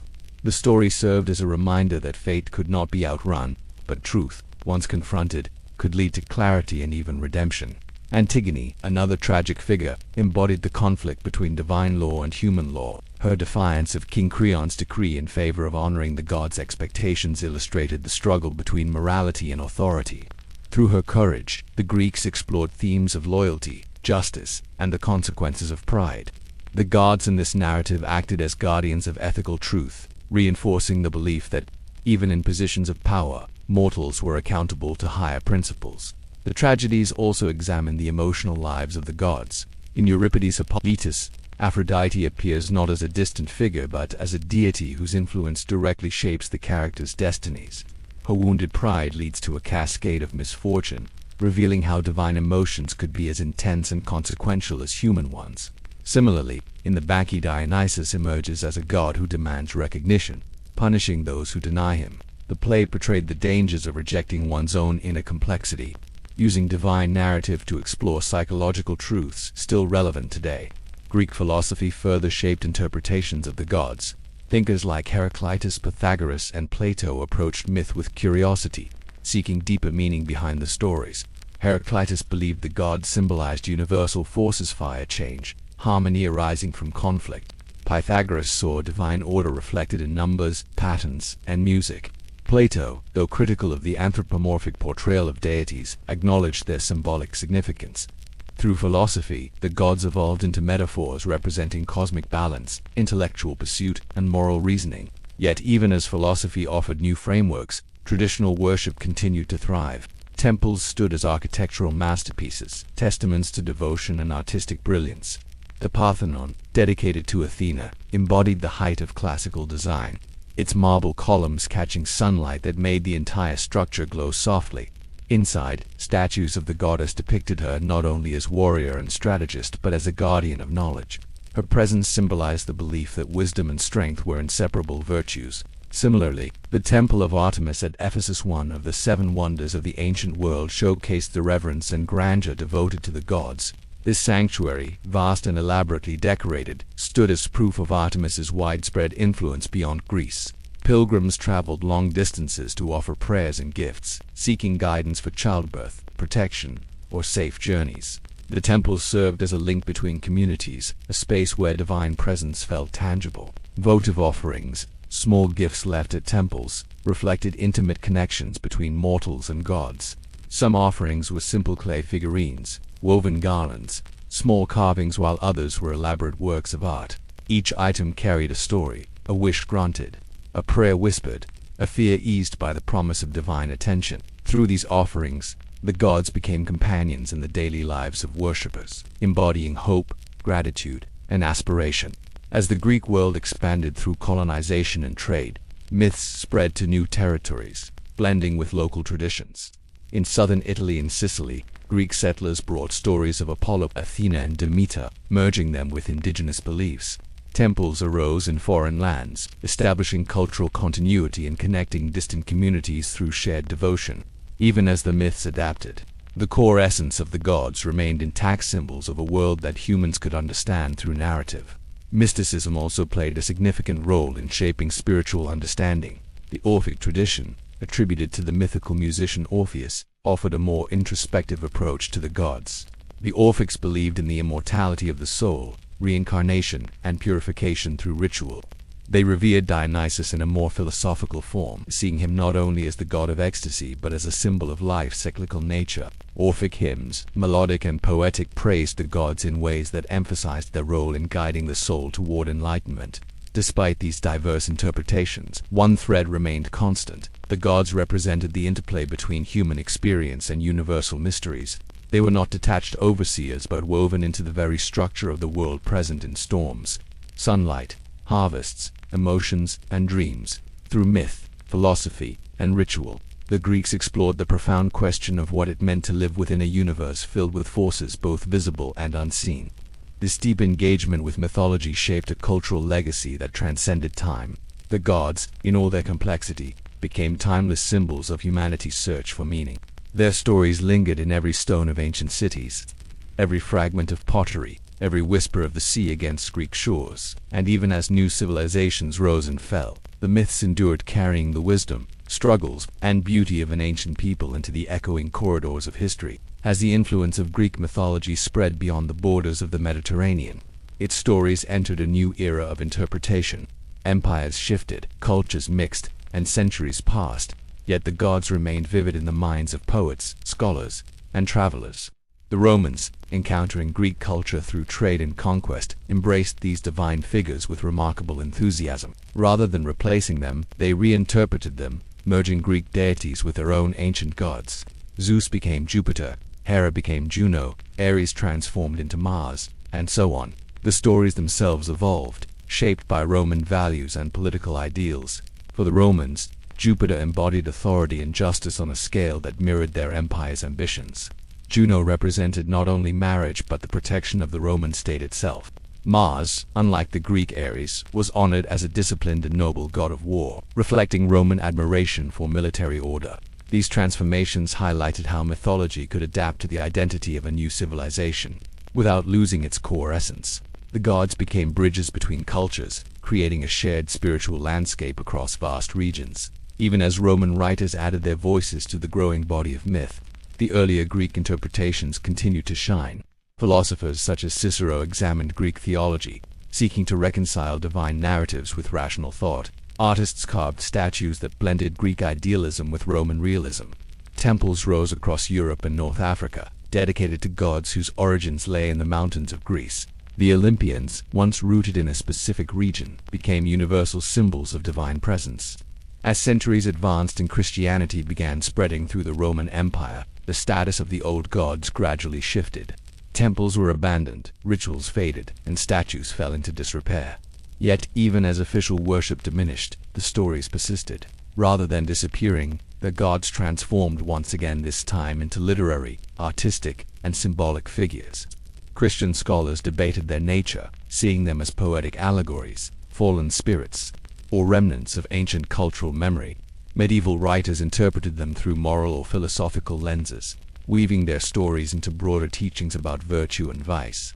During the Renaissance, the gods experienced a powerful revival. Artists such as Botticelli, Michelangelo, and Titian brought them back to life with breathtaking detail, painting Aphrodite's birth atop sea foam, sculpting Apollo's serene beauty, and illustrating the fierce determination of Athena. Scholars rediscovered ancient manuscripts and began translating them, allowing new audiences to explore the myths that had shaped classical thought. This revival was not merely aesthetic. It represented a renewed fascination with humanism, beauty, and the profound ideas embedded in myth. Writers of the Renaissance and Enlightenment embraced the gods as metaphors for universal themes. Zeus symbolized the struggle for order. Hera represented the weight of duty. Prometheus became a symbol of rebellion and scientific curiosity. Dionysus embodied imagination, passion, and the pursuit of artistic inspiration. As mythology entered the realms of theater, poetry, and philosophy, it took on layers of meaning that extended far beyond ancient ritual. The romantics of the 18th and 19th centuries carried this momentum further. They saw the gods not as distant figures but as embodiments of the natural world, expressions of beauty, terror, longing, and awe. Poets like Shelley, Keats, and Byron wove Greek myths into their works, finding in them a language that captured the emotional depth of human experience. The gods became symbols of nature's grandeur and the soul's longing for transcendence. Persephone's descent echoed themes of sorrow and renewal. Orpheus's journey reflected the pain of love and the fragility of hope. Even as scientific discoveries reshaped humanity's understanding of the world, the myths retained their relevance. They offered something science could not: a poetic framework to explore emotions, fears, uncertainties, and ideals. While telescopes revealed the structure of the cosmos, the stories about Helios' chariot or Artemis's silver moonlight continued to enchant the imagination, reminding people that facts alone do not capture the full mystery of existence. Anthropologists later examined Greek mythology as windows into ancient psychology and culture. They saw the gods as representations of natural forces, social values, and human instincts. Athena symbolized rationality. Ares embodied aggression. Aphrodite represented attraction and desire. Poseidon stood for the unpredictable nature of the sea. In this view, mythology served as an early attempt to understand the world long before scientific method existed. Each god allowed people to personify emotions and events too complex to grasp otherwise. Carl Jung and later psychologists introduced the idea of archetypes, universal symbols found across cultures and throughout history. In this framework, the Olympian gods became figures representing aspects of the psyche. Zeus represented authority and judgment. Artemis embodied independence. Dionysus symbolized the unconscious and the need for emotional expression. These interpretations gave the myths renewed purpose, transforming them into tools for understanding human behavior. In modern times, Greek mythology permeates art, literature, film, and even everyday language. The planets carry the names of gods. Medical terms reference ancient figures. Literature courses explore Homer, Hesiod, and the tragedies. Fantasy novels draw upon their imagery. Filmmakers reimagine the myths for new audiences. Even video games feature Olympian storylines that introduce mythology to younger generations. This enduring presence speaks to something universal. The gods may no longer receive sacrifices at mountaintop altars, but they remain alive in the collective imagination. They appear whenever someone wonders about fate, seeks wisdom, longs for love, or faces the wildness within themselves. Myths offer a mirror in which humanity can observe its own complexity. They provide language for emotions that defy simple explanation, and they whisper reminders of a time when every star, river, and gust of wind carried the echoes of divine stories. Despite cultural change and technological advancement, the gods of ancient Greece continue to inspire awe. Their stories remain as vibrant today as they were thousands of years ago, whether encountered in books, museums, movies, or quiet nighttime reflections. These myths allow the modern world to stay connected to humanity's earliest attempts to understand life as greatest mysteries. As Greek mythology continued to evolve in the modern imagination, its stories found new life not only through art and literature but through archaeology. Over the past 2 centuries, countless discoveries have transformed scholarly understanding of the ancient world, revealing how rituals, beliefs, and daily life connected to the myths that shaped Greece's spiritual identity. Temples long buried beneath layers of earth resurfaced, inscriptions emerged from broken stones, and artifacts offered silent testimony to the reverence once shown to the gods. The excavation of Knossos on the island of Crete, for example, shed light on a civilization older than classical Greece. The Minoans, their intricate frescoes, vibrant colors, and symbols hinted at religious practices that may have influenced later Greek myths. The image of a powerful mother goddess, possibly linked to Demeter or Rhea, appeared in many forms. Bull imagery, so prominent in Cretan art, led scholars to connect the ancient labyrinth myth to rituals involving bulls and rites of passage. Although the Greeks later transformed these elements into tales of Theseus and the Minotaur, archaeology suggested deeper roots connected to fertility, kingship, and the cycles of life and death. Further north, the discovery of Mycenaean palaces revealed tablets written in Linear B, an early form of Greek. These tablets listed offerings to deities whose names closely resembled the Olympians. Zeus appeared as Daiwas, Hera as Hera, Poseidon as Poseidon. Such findings indicated that the gods were not inventions of classical poets but had existed in earlier forms for centuries. The continuity between Mycenaean religion and later Greek mythology became undeniable, reshaping the understanding of how these divine figures evolved. The gods, it seemed, were far older and more deeply rooted in the Greek consciousness than previously believed. Temples scattered across the mainland provided further insights. At Delphi, archaeologists uncovered layers of offerings from kings, merchants, and pilgrims. Gold, ivory, bronze, and inscribed tablets revealed the magnitude of devotion Apollo inspired. Statues of athletes, dedications from entire city-states, and intricate treasures demonstrated how the oracle served not only as a spiritual center but as a hub of political and cultural exchange. The site's architecture itself, built along a steep mountainside, seemed designed to evoke awe, guiding pilgrims upward toward the god's sanctuary as if ascending toward clarity. At Olympus, the remains of the Telesterion, the great hall used for the mysteries of Demeter and Persephone, provided clues about the initiation rites that had remained secret for nearly 2 millennia. The massive hall could hold thousands of participants, indicating that the ceremonies were not limited to elites but open to a broad spectrum of society. The intensity of devotion surrounding the mysteries became clearer through inscriptions recording names of initiates, votive offerings left in the sanctuary, and artifacts that hinted at ritual symbolism. Even without fully understanding the rituals, archaeologists recognized that Eleusis was a place where the boundary between life and death felt thin, a sacred threshold where participants sought comfort in the promise of renewal. The Temple of Artemis at Ephesus, though largely destroyed, revealed architectural marvels that once made it one of the 7 wonders of the ancient world. Its enormous scale reflected Artemis's expansive influence across the Aegean. Statues recovered from the site depicted the goddess with symbols of fertility and protection, blending local Anatolian elements with traditional Greek imagery. This fusion highlighted the adaptability of Greek mythology as it absorbed and harmonized with regional beliefs. Artifacts discovered in everyday contexts also provided glimpses into how the gods influenced ordinary life. Simple household shrines found in homes across Greece illustrated that devotion was not limited to grand temples. Families kept small figurines of Athena, Zeus, or Apollo on shelves, offering prayers for protection, guidance, and harmony. Pottery illustrated scenes from myths, transforming mundane objects into storytelling canvases. Even coins bore the faces or symbols of gods, reinforcing their presence in commerce and daily interactions. The intersection of archaeology and myth also led to discussions about whether certain legendary locations truly existed. The ruins of Troy, uncovered by Heinrich Schliemann in the 19th century, sparked debates that continue today. While his methods were controversial, the evidence suggested multiple layers of cities built and destroyed over centuries, supporting the idea that a conflict remembered as the Trojan War may have roots in real events. Though the involvement of Olympus remained mythical, the reality of ancient conflict gave new depth to stories of Helen, Achilles, and Hector. Similarly, explorations of ancient shipwrecks revealed how Greek beliefs permeated maritime life.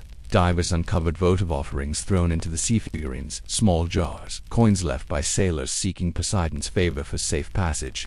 These discoveries illustrated the deep fear and reverence ancient people held for the unpredictable ocean. For them, the sea was not just a route for travel but a living force governed by divine will. Even discoveries in burial sites contributed to the understanding of Greek beliefs about the afterlife. Tombs often contained items intended to help the deceased on their journey, coins for Charon, the ferryman of Hades, amulets for protection, pottery decorated with scenes of farewell and hope. These graves reinforced the view that death was not an ending but a transition governed by divine principles. The gods, especially Hades and Persephone, were not figures of dread but guides who ensured the soul reached its destined place. As archaeology illuminated the physical remnants of ancient worship, scholars began to recognize how mythology served as both spiritual guidance and cultural memory. The stories carried fragments of history, wars, migrations, rituals, natural disasters reframed through poetic imagination. The eruption of Hera, for instance, may have influenced myths of Atlantis or divine wrath. Earthquakes attributed to Poseidon could reflect real geological activity woven into narrative shape. Through these discoveries, the gods became even more fascinating. No longer confined to the pages of ancient texts, they became part of a broader historical tapestry. Their stories had physical footprints, temples, inscriptions, ruins, each offering clues about how ancient people perceived the divine.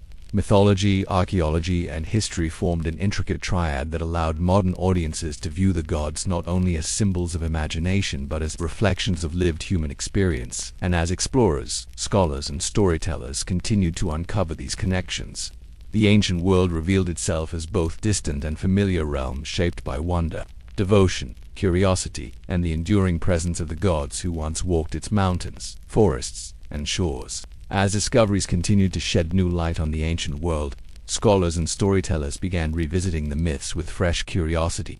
They recognized that Greek mythology was not a static body of tales but a vast, living ecosystem shaped by centuries of interpretation. Each story carried layers: historical memory, symbolic meaning, poetic imagery, and spiritual truth. This complexity contributed to the enduring popularity of the gods, whose narratives resonated across different eras and cultures. One of the richest areas of exploration involved the subtle relationships among the Olympians themselves. Though often portrayed as a unified pantheon, the gods had personalities that clashed, complemented, and entangled in ways that mirrored human families only magnified to divine proportions. Their interactions revealed not only cosmic drama but profound emotional depth. To understand the Greek worldview, one had to look closely at these relationships, where affection, rivalry, loyalty, and ambition wove together into stories that shaped the ancient imagination. Take the bond between Athena and Zeus. Unlike many of Zeus's children, Athena was not merely beloved, she was trusted. Born from his head in a burst of brilliance, she embodied the intellectual clarity Zeus valued. While he often struggled to balance impulse and judgment, Athena provided the strategic perspective he sometimes lacked. Their dynamic represented an ideal of balanced leadership, one that combined strength with wisdom. In many myths, Athena advises Zeus or intervenes on his behalf, reinforcing her role as a stabilizing force in divine affairs. In contrast, the relationship between Zeus and Ares offered insight into tension between authority and aggression. Ares, though powerful, embodied uncontrolled violence. Zeus did not despise him, but he did not admire him either. Some myths describe Zeus expressing disappointment in Ares' destructive tendencies, yet Ares' presence served a purpose. He represented the darker sides of conflict, the fury and chaos that reason alone could not contain. Through their dynamic, the Greeks acknowledged that even within divine order, there existed forces that resisted structure and required constant vigilance. Then there was the intricate bond between Apollo and Dionysus too, gods often seen as opposites. Apollo represented clarity, logic, and harmony. Dionysus symbolized ecstasy, emotion, and the dissolution of boundaries. Yet their contrast was not antagonistic, it was complementary. Philosophers like Nietzsche later described them as dual forces shaping human creativity, the Apollonian structured and rational, and the Dionysian passionate and chaotic. The Greeks intuitively understood this balance, recognizing that life required both discipline and release. Their festivals honored each god in his season: Apollos during the ordered months, Dionysus during the winter months of revelry and transformation. The sibling rivalry between Artemis and Apollo also revealed layers of emotional truth. Though deeply loyal to each other, they occasionally clashed in stories where their values differed. Artemis, protector of innocence and the wild, sometimes opposed Apollo's more direct interventions, yet their unity remained strong, rooted in their shared origins and mutual respect. Their stories illustrated the dual nature of the natural world, serene yet dangerous, nurturing yet disciplined. Hera's relationships provided some of the most emotionally charged narratives, though often simplified as jealous or vindictive in modern retellings. Hera's actions reflected her role as guardian of marriage and social stability. When she confronted Zeus's infidelities, her responses embodied the pain of betrayal and the responsibility of maintaining cosmic order. Her clashes with Zeus were not mere quarrels, they symbolized the tension between duty and desire, authority and accountability. Hera also showed moments of compassion and wisdom, especially in myths involving her own children or those seeking protection under her domain. Demeter's quiet strength offered another essential dynamic within the pantheon. Her devotion to Persephone shaped not only the seasons but the emotional landscape of Greek spirituality. While Zeus embodied authority and Athena represented wisdom, Demeter captured the essence of unconditional love. Her sorrow in the face of loss and her resilience in the renewal of spring mirrored human experiences of grief and healing. Through her, the Greeks explored themes of motherhood, continuity, and the cycles that define existence. Poseidon's interactions with other gods often revealed his unpredictable nature. At times he stood as a loyal ally to Zeus, at others he challenged his authority. Their rivalry over patronage of cities, most famously the contest for Athens, highlighted the competitive spirit of the gods. Poseidon's gift of the saltwater spring clashed with Athena's olive tree, and the victory of Athena symbolized human preference for peace, cultivation, and prosperity over raw power. Despite the tension, Poseidon remained an essential figure, commanding respect for his dominion over the sea and the unpredictable forces of nature. Even Hades, often isolated from the others due to his realm, played a crucial role in maintaining cosmic balance. While he seldom clashed with his siblings, his presence reminded the gods that all things, including divine affairs, were subject to the boundaries of life and death. His relationship with Persephone softened his image, revealing a more nuanced character capable of affection, fairness, and restraint. Their bond represented equilibrium between the living world and the realm beyond. The younger gods added further complexity to the divine family. Hermes' mischievous charm created moments of levity amid cosmic tension. Aphrodite's influence sparked passion, conflict, and transformation, making her both an instigator and a healer. Hephaestus balanced creativity with vulnerability, showing that even divine craftsmanship carried emotional weight. These relationships shaped not only divine narratives but human understanding. Through them, mortals learned that conflict was natural, love could be complicated, and balance required constant effort. The gods were not models of perfection, they were mirrors of the multifaceted human soul. Their stories invited reflection, encouraging people to seek wisdom, face challenges, and understand the emotions that guided their choices. As the divine family's intricate tapestry expanded, the myths continued to evolve. Storytellers explored new perspectives, deepened familiar narratives, and wove subtle connections that enriched the ever-growing mythological world. And as mortals listened to these tales beneath starlit skies or within the marble halls of temples, they found comfort in the idea that the gods, in all their brilliance and imperfection, walked alongside them in the journey through life. As centuries continued to pass, the myths began reflecting not only the divine relationships among the gods but also the shifting needs and fears of the people who told them. The Greeks lived in a world filled with uncertainty. Storms could destroy crops, plagues could sweep through cities, wars could erupt unexpectedly, and life itself could change without warning. The stories evolved as a means of understanding these unpredictable forces, transforming cosmic mysteries into narratives that made the world feel more familiar, more human, and more forgiving. Natural disasters, for example, were often depicted as expressions of divine emotion. A thunderstorm was Zeus asserting authority or responding to injustice.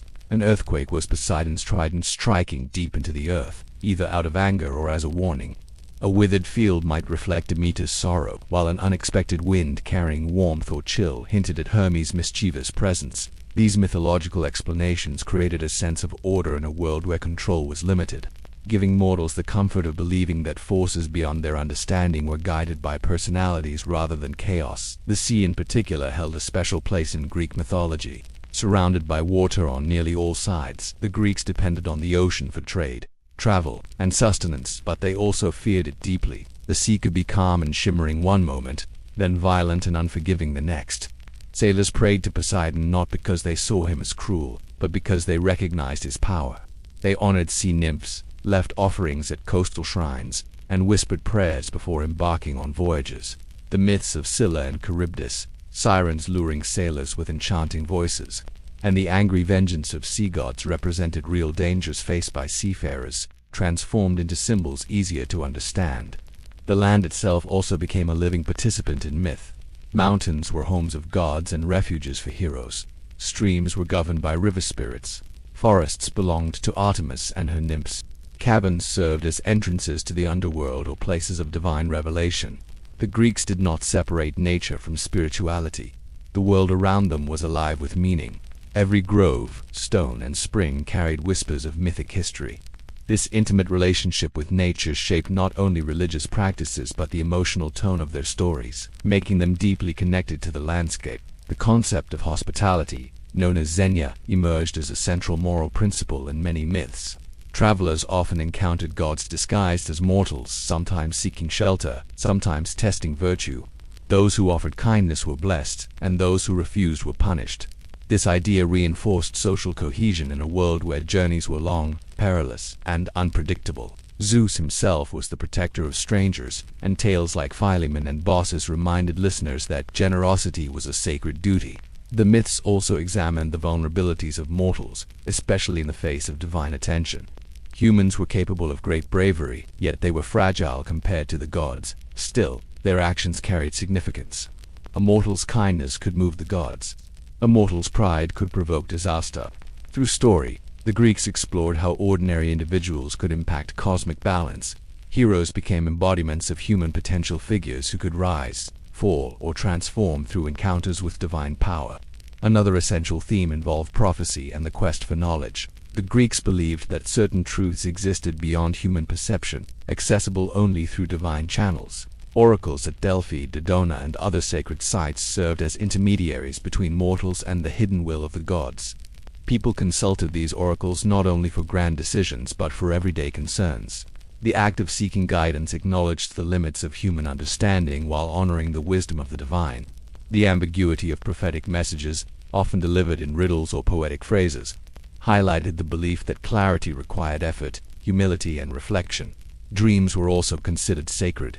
The Greeks believed that dreams could carry messages from gods, ancestors, or the deeper layers of the soul. Shrines dedicated to Asclepius invited worshippers to sleep in sacred chambers where healing dreams might reveal cures. This connection between spirituality and the subconscious demonstrated a remarkable insight into the human psyche, suggesting that the boundary between divine revelation and personal revelation was fluid and intertwined. The passage of time itself became a character in mythology. Seasons shifted not only because of physical cycles but because gods experienced joy, sorrow, separation, or reunion. The Greeks saw time as a tapestry woven by the Moirai, influenced by gods yet rooted in ancient cosmic order. This view encouraged acceptance of change, joy, sorrow, gain, loss, as part of a larger pattern. Through myth, people found ways to navigate life's unpredictability with grace and resilience. As their world evolved, so too did the interpretation of myths. Philosophers questioned the literal truth of the stories, seeking allegorical meanings. Storytellers emphasized moral lessons, tailoring narratives for different audiences. Priests and ritual leaders used myths to explain religious practices. Artists sculpted and painted images that captured emotional or symbolic depth. Children learned values through simplified versions of the tales. Elders found comfort in the continuity the stories provided. Mythology became more than entertainment. It became a framework for exploring identity, morality, purpose, and the human soul.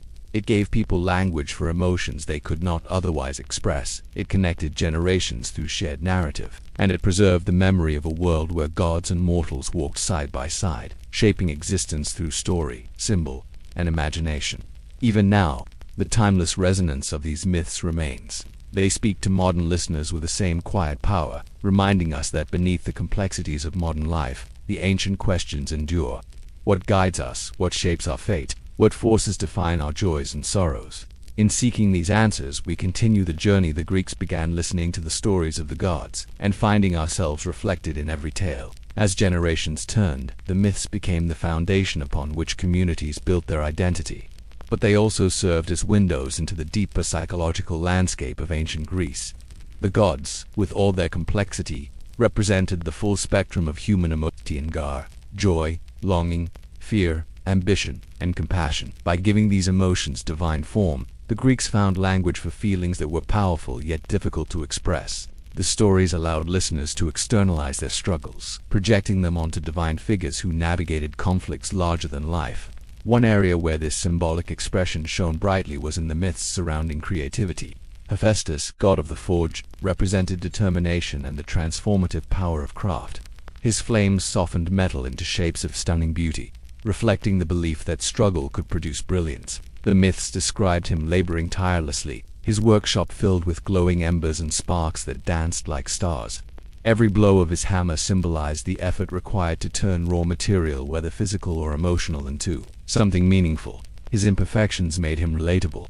His creations made him extraordinary. Muses, the daughters of Zeus and Mnemosyne, served as the embodiment of inspiration. Each muse guided a different form of archetypic poetry, history, astronomy, dance, and music. Artists invoked their names before beginning new works, seeking guidance from the divine forces believed to shape creativity. Through the muses, the Greeks acknowledged that inspiration often felt like a gift, mysterious and unpredictable, arriving like a whisper from realms beyond conscious thought. Their myths captured the delicate balance between human skill and the inexplicable spark that ignited imagination. Similarly, the story of Orpheus blended music, love, and loss into a narrative that transcended time. Orpheus' songs were powerful enough to charm animals, melt stone, and even sway the heart of Hades when his beloved Eurydice died.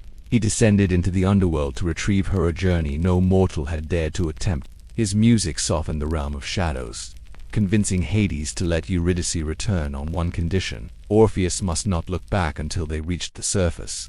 Overwhelmed by doubt and longing, he broke the rule at the final moment, losing her forever. The story explored the fragility of hope, the torment of uncertainty, and the difficulty of trusting in forces beyond one's control, universal emotions that listeners across centuries could understand. Another profound aspect of Greek mythology involved the exploration of justice. The Greeks believed justice was not merely a human construct but a principle woven into the structure of the cosmos. Zeus, as guardian of law and order, upheld moral balance, but other gods also played roles in maintaining justice. The Uranus or Furies pursued those who broke sacred oaths or spilled familial blood, embodying the idea that profound wrongs demanded accountability.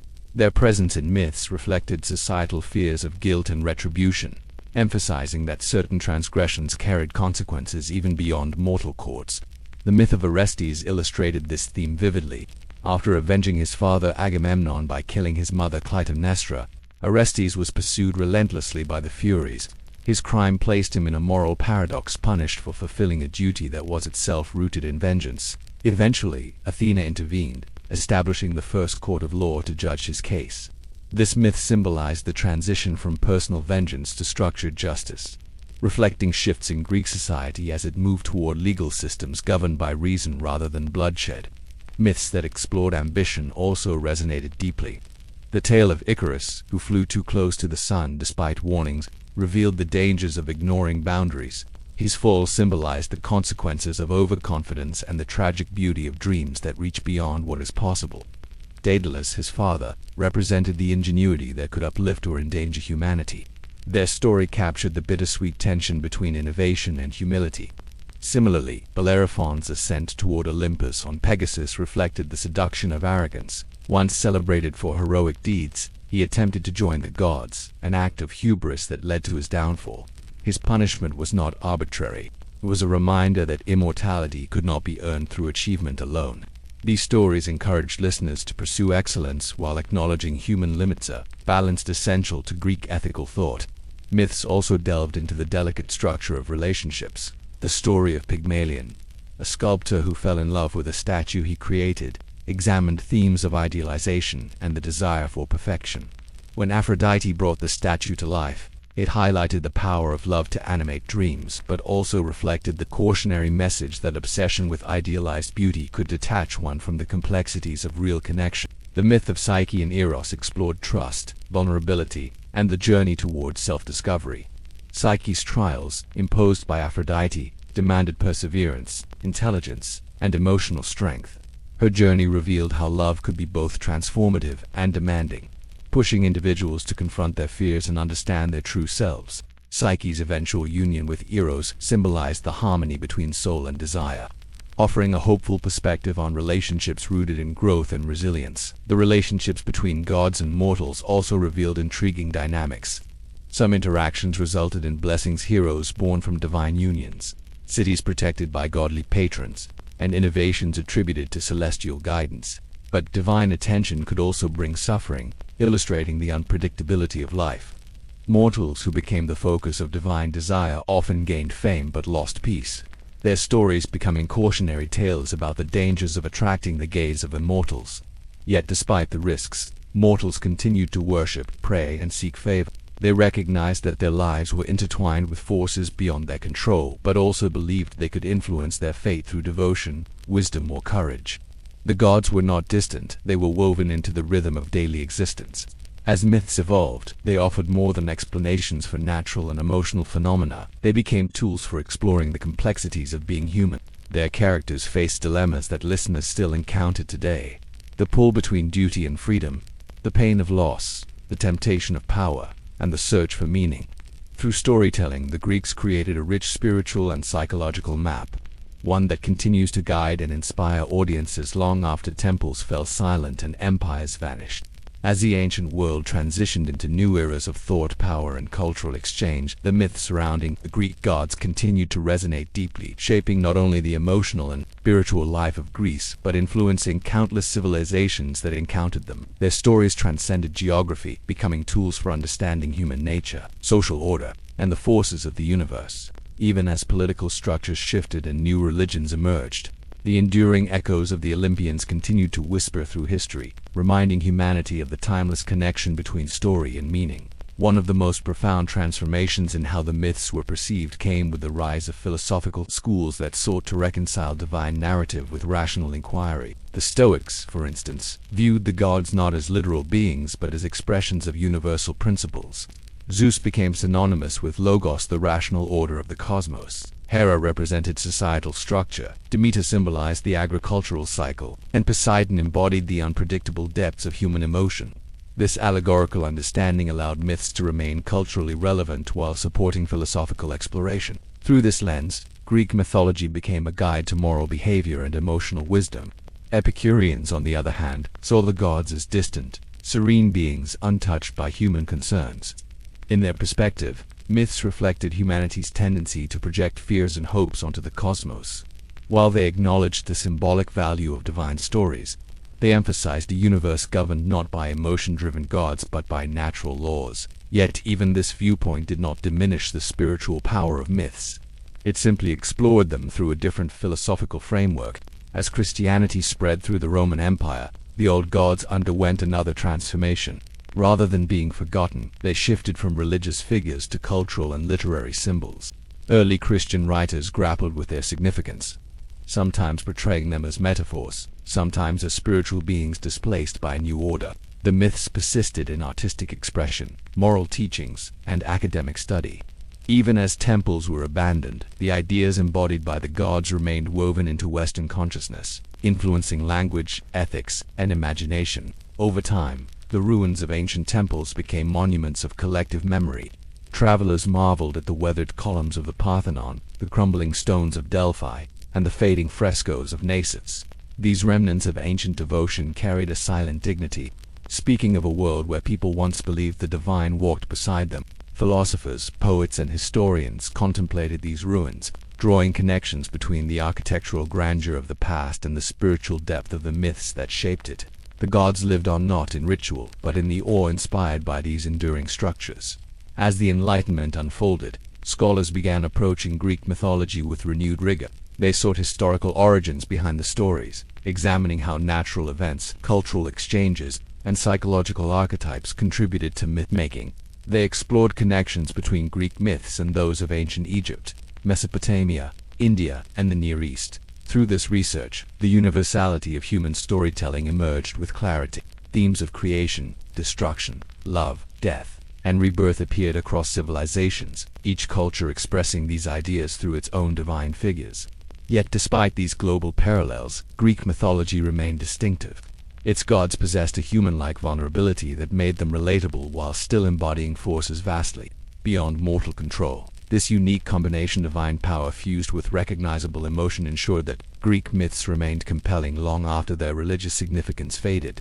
In the modern world, the Olympians have become central figures in literature, psychology, cinema, and popular culture.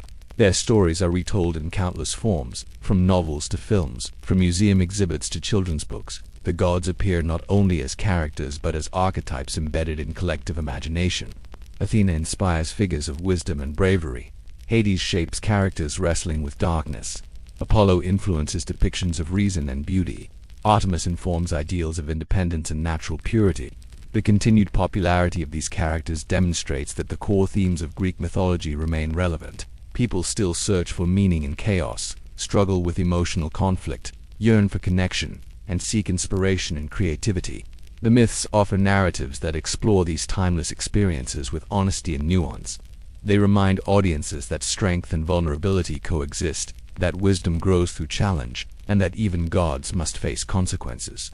The enduring power of myth lies in its ability to evolve. In classrooms, students analyze the symbolism of Prometheus as a figure of intellectual rebellion, In counseling, individuals explore identity through Jungian archetypes rooted in Greek gods. In art, creators reinterpret ancient stories through modern perspectives, giving them new depth. These adaptations keep mythology alive, ensuring it continues to guide and inspire future generations. Modern retellings often reframe myths with greater emotional sensitivity, examining neglected voices or offering alternative interpretations. For example, Medusa's story is now explored through lenses of trauma and transformation rather than simple monstrosity. Persephone's descent is reinterpreted as a metaphor for empowerment and seasonal change. These reimaginings reflect contemporary concerns while honoring the timeless essence of the original tales. Through all these transformations, one constant remains: the gods still speak to us. They speak not through thunder, earthquakes, or omens, but through the stories that echo in our books, films, dreams, and conversations. They remind us of our shared humanity, our hopes and fears, and our desire to make sense of the vast universe around us. Their myths serve as bridges between past and present, linking ancient wisdom with modern introspection. As long as humans tell stories, the Greek gods will endure. They will walk among our imaginations, shaping new narratives while preserving old ones.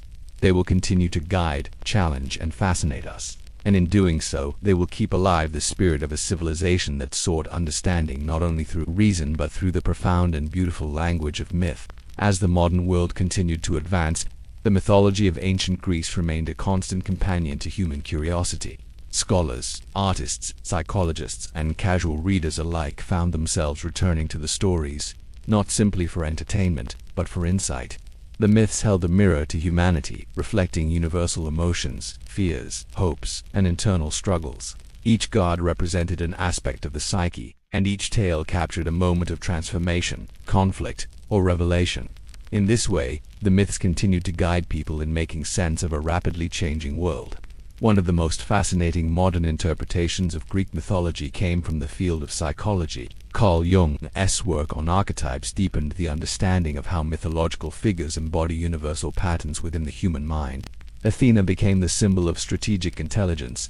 Aphrodite represented desire and relational connection. Hermes embodied adaptability and communication. Hades represented introspection and the hidden depths of the unconscious. Through these archetypes, myths became tools for self-exploration, helping individuals understand internal conflicts and emotional patterns.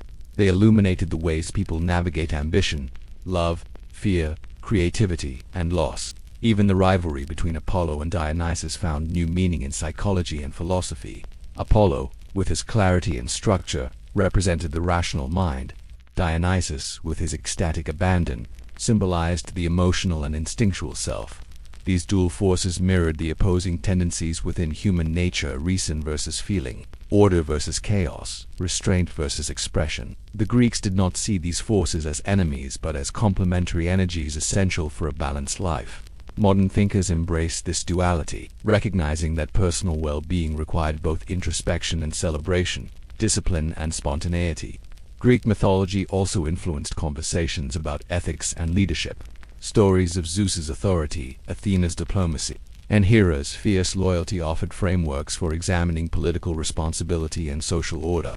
Leaders studied the myths not to imitate the gods' actions but to understand the dilemmas they faced. Divine conflicts highlighted the importance of communication, foresight, and humility, lessons still valuable in contemporary society. The tale of Theseus navigating the labyrinth, guided only by Ariadne's thread, became a metaphor for making difficult decisions in complex systems. Perseus's journey, supported by divine gifts, symbolized the idea that success often requires collaboration and guidance. In literature, the gods found new forms. Authors reimagined familiar stories through different perspectives, exploring the motivations of characters who once appeared only briefly in ancient texts. Medusa's tale, for instance, became a lens through which writers discussed trauma, injustice, and resilience. Rather than a simple monster, she emerged as a figure burdened by divine cruelty and transformed by survival. Similarly, Circe became a complex protagonist in modern retellings: intelligent, lonely, compassionate, and powerful. These reinterpretations honored the original myths while highlighting contemporary themes such as empowerment, identity, and emotional healing.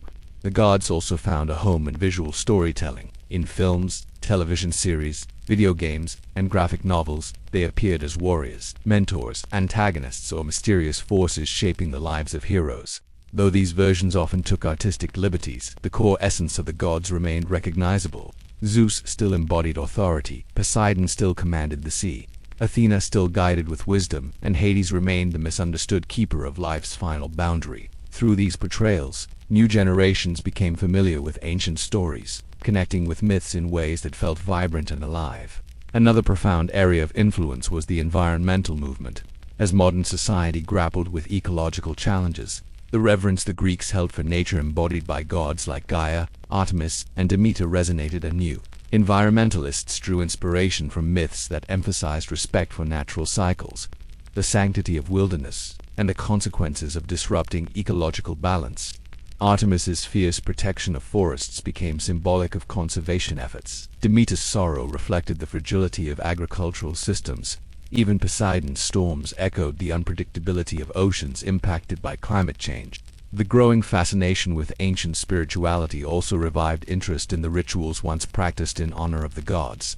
While no modern tradition perfectly replicates ancient worship, some groups draw inspiration from Hellenic rituals, seeking connection to the divine through symbolic offerings, meditation, and seasonal celebrations. These practices offer participants a sense of grounding and continuity, linking their lives to a lineage of ancient wisdom and cosmic wonder. Academically, the study of mythology continued to illuminate the ancient world. Archaeologists uncovered new artifacts, inscriptions, and ruins that pushed the boundaries of understanding. Linguists deciphered texts that had remained silent for centuries. Historians traced the spread of myths along trade routes, identifying cultural exchanges that shaped the development of Greek religion. Each discovery added nuance to the stories, revealing layers of meaning and connections previously unknown. Yet despite these scholarly advancements, the power of the myths lay not in factual accuracy but in emotional truth. People returned to these stories because they offered comfort, guidance, and the reassurance that their struggles were part of a larger human journey.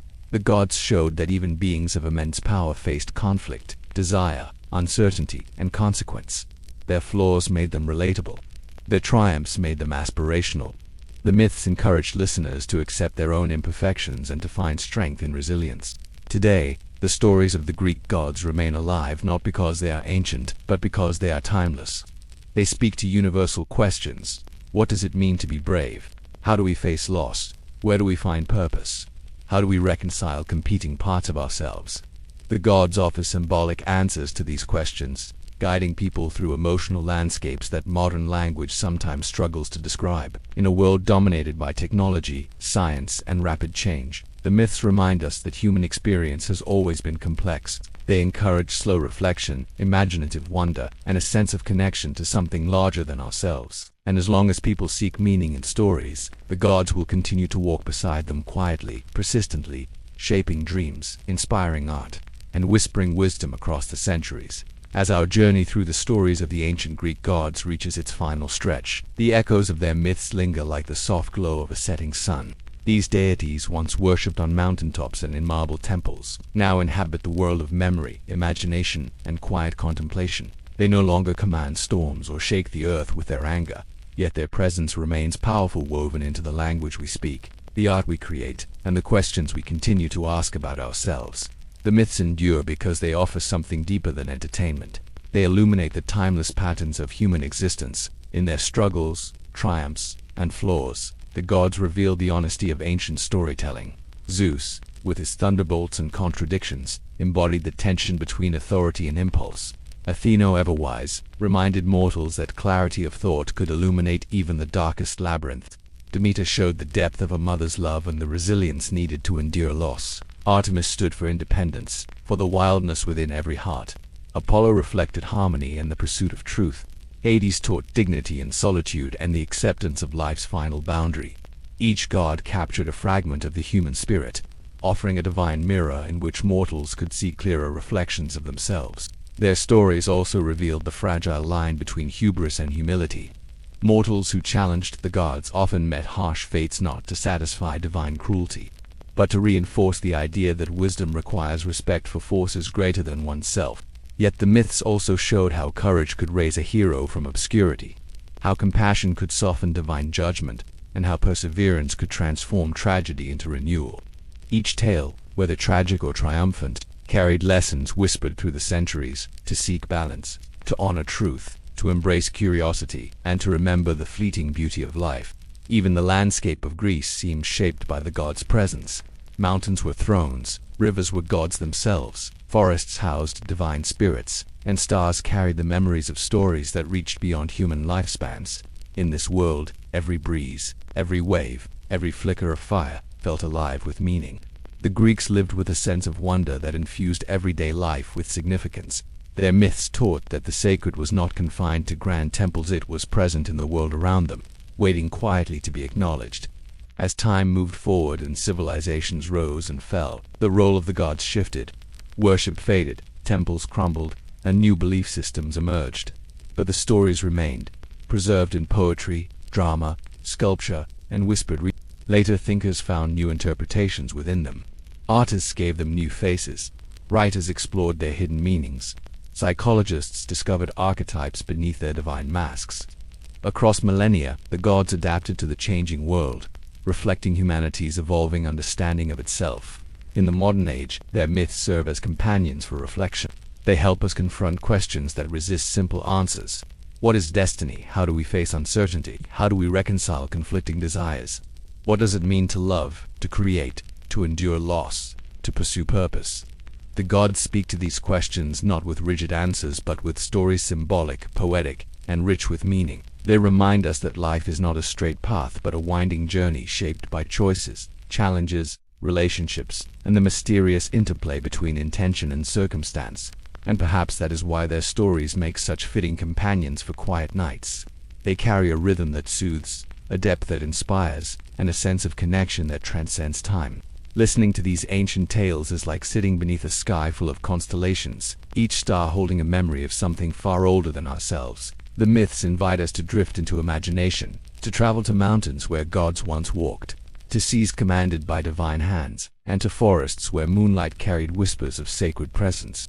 Yet despite the grandeur of these stories, their final message is gentle. The gods live on not through lightning or prophecy, but through the hearts of those who remember them. Every time their stories are told, they breathe again, guiding, comforting, and inspiring anyone willing to listen. They remind us that even in a world shaped by reason and technology, there remains room for wonder. The ancient Greeks understood that myths were not simply tales of the past, they were invitations to reflect on the present, to explore the soul, and to imagine possibilities beyond the limits of everyday experience. So as this journey comes to an end, imagine the gods standing once more on Mount Olympus beneath a sky filled with shimmering stars. The air is calm, the world is quiet, and their presence feels distant yet familiar, like a memory you never lived but somehow still understand. Their stories continue to drift through the night, inviting anyone who listens to find peace, reflection, and a gentle sense of belonging. And perhaps as you close your eyes you can feel the soft echoes of those ancient voices, timeless, patient, and ever ready to guide you into dreams shaped by the wonders of a world where gods and mortals once walked together.